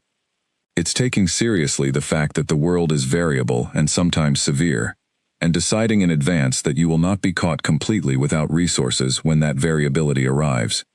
A girl near the window raised her hand. Did anyone help you? She asked. While you were preparing. Did anyone in the valley know what you were doing? Mara looked at her. No, she said. I didn't tell anyone, and they didn't ask. A pause. Does that bother you? The girl asked. Mara thought about this honestly. It used to, she said, when I was younger. Not being seen, not being understood, doing things that other people thought were unnecessary or strange, and not being able to explain them in a way that landed. She paused. But I learned that being understood is not the same as being right. I knew what I was doing was right. The understanding came later, and it was welcome. But the preparation could not have waited for the understanding. The serious-faced boy in the second row raised his hand again. Did you ever want to stop? He asked. When no one was listening. When people were laughing at the sunflowers. Did you ever think about just giving up and doing something normal instead? Mara looked at him directly. Yes, she said. The room was still. I thought about it more than once, she said. It would have been easier. People would have thought better of me in October, when it looked like decoration. I would have had fewer evenings standing outside in the cold with a compass and a notebook, going through data that I was not certain I was reading correctly, preparing for something I was not certain was coming. A pause. But I kept going because what I was doing was right. Not because anyone confirmed it. Because when I thought clearly about it, and looked honestly at the evidence, I believed it was right. And I have learned, over a long time, to trust that belief, more than I trust the discomfort of being alone in it. The boy looked at her for a moment. He nodded, very slightly, with the gravity of a child who has received information he is going to keep. What's the most important thing? A boy near the back asked. If you had to say one thing. What's the most important thing you learned? Mara thought about this. She thought about Edna, about the compass, about the hand-drawn map and the paper bag of seeds and the first morning in Linden Valley with the wind in her face. About the lists and the woodpile and the hand pump and the neighbor provisions page in the notebook, about the 3 days walking between houses in the storm.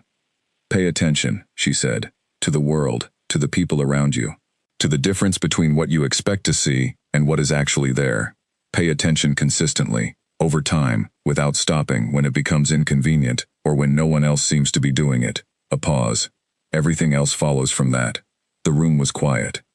Laura Finch, standing at the back, caught Mara's eye and nodded once. After the formal session ended, the children gathered around the front of the room in the way they did when they were interested and not quite ready to let go of a conversation. They held the sunflower seed. They looked at the compass. Several of them asked if they could see her notebook, and she showed them the pages she was comfortable sharing. The weather log entries from the autumn, the wind direction charts, the root depth measurements, the neighbor provisions list with its 4 names at the top. A girl looked at the neighbor provisions list for a long time.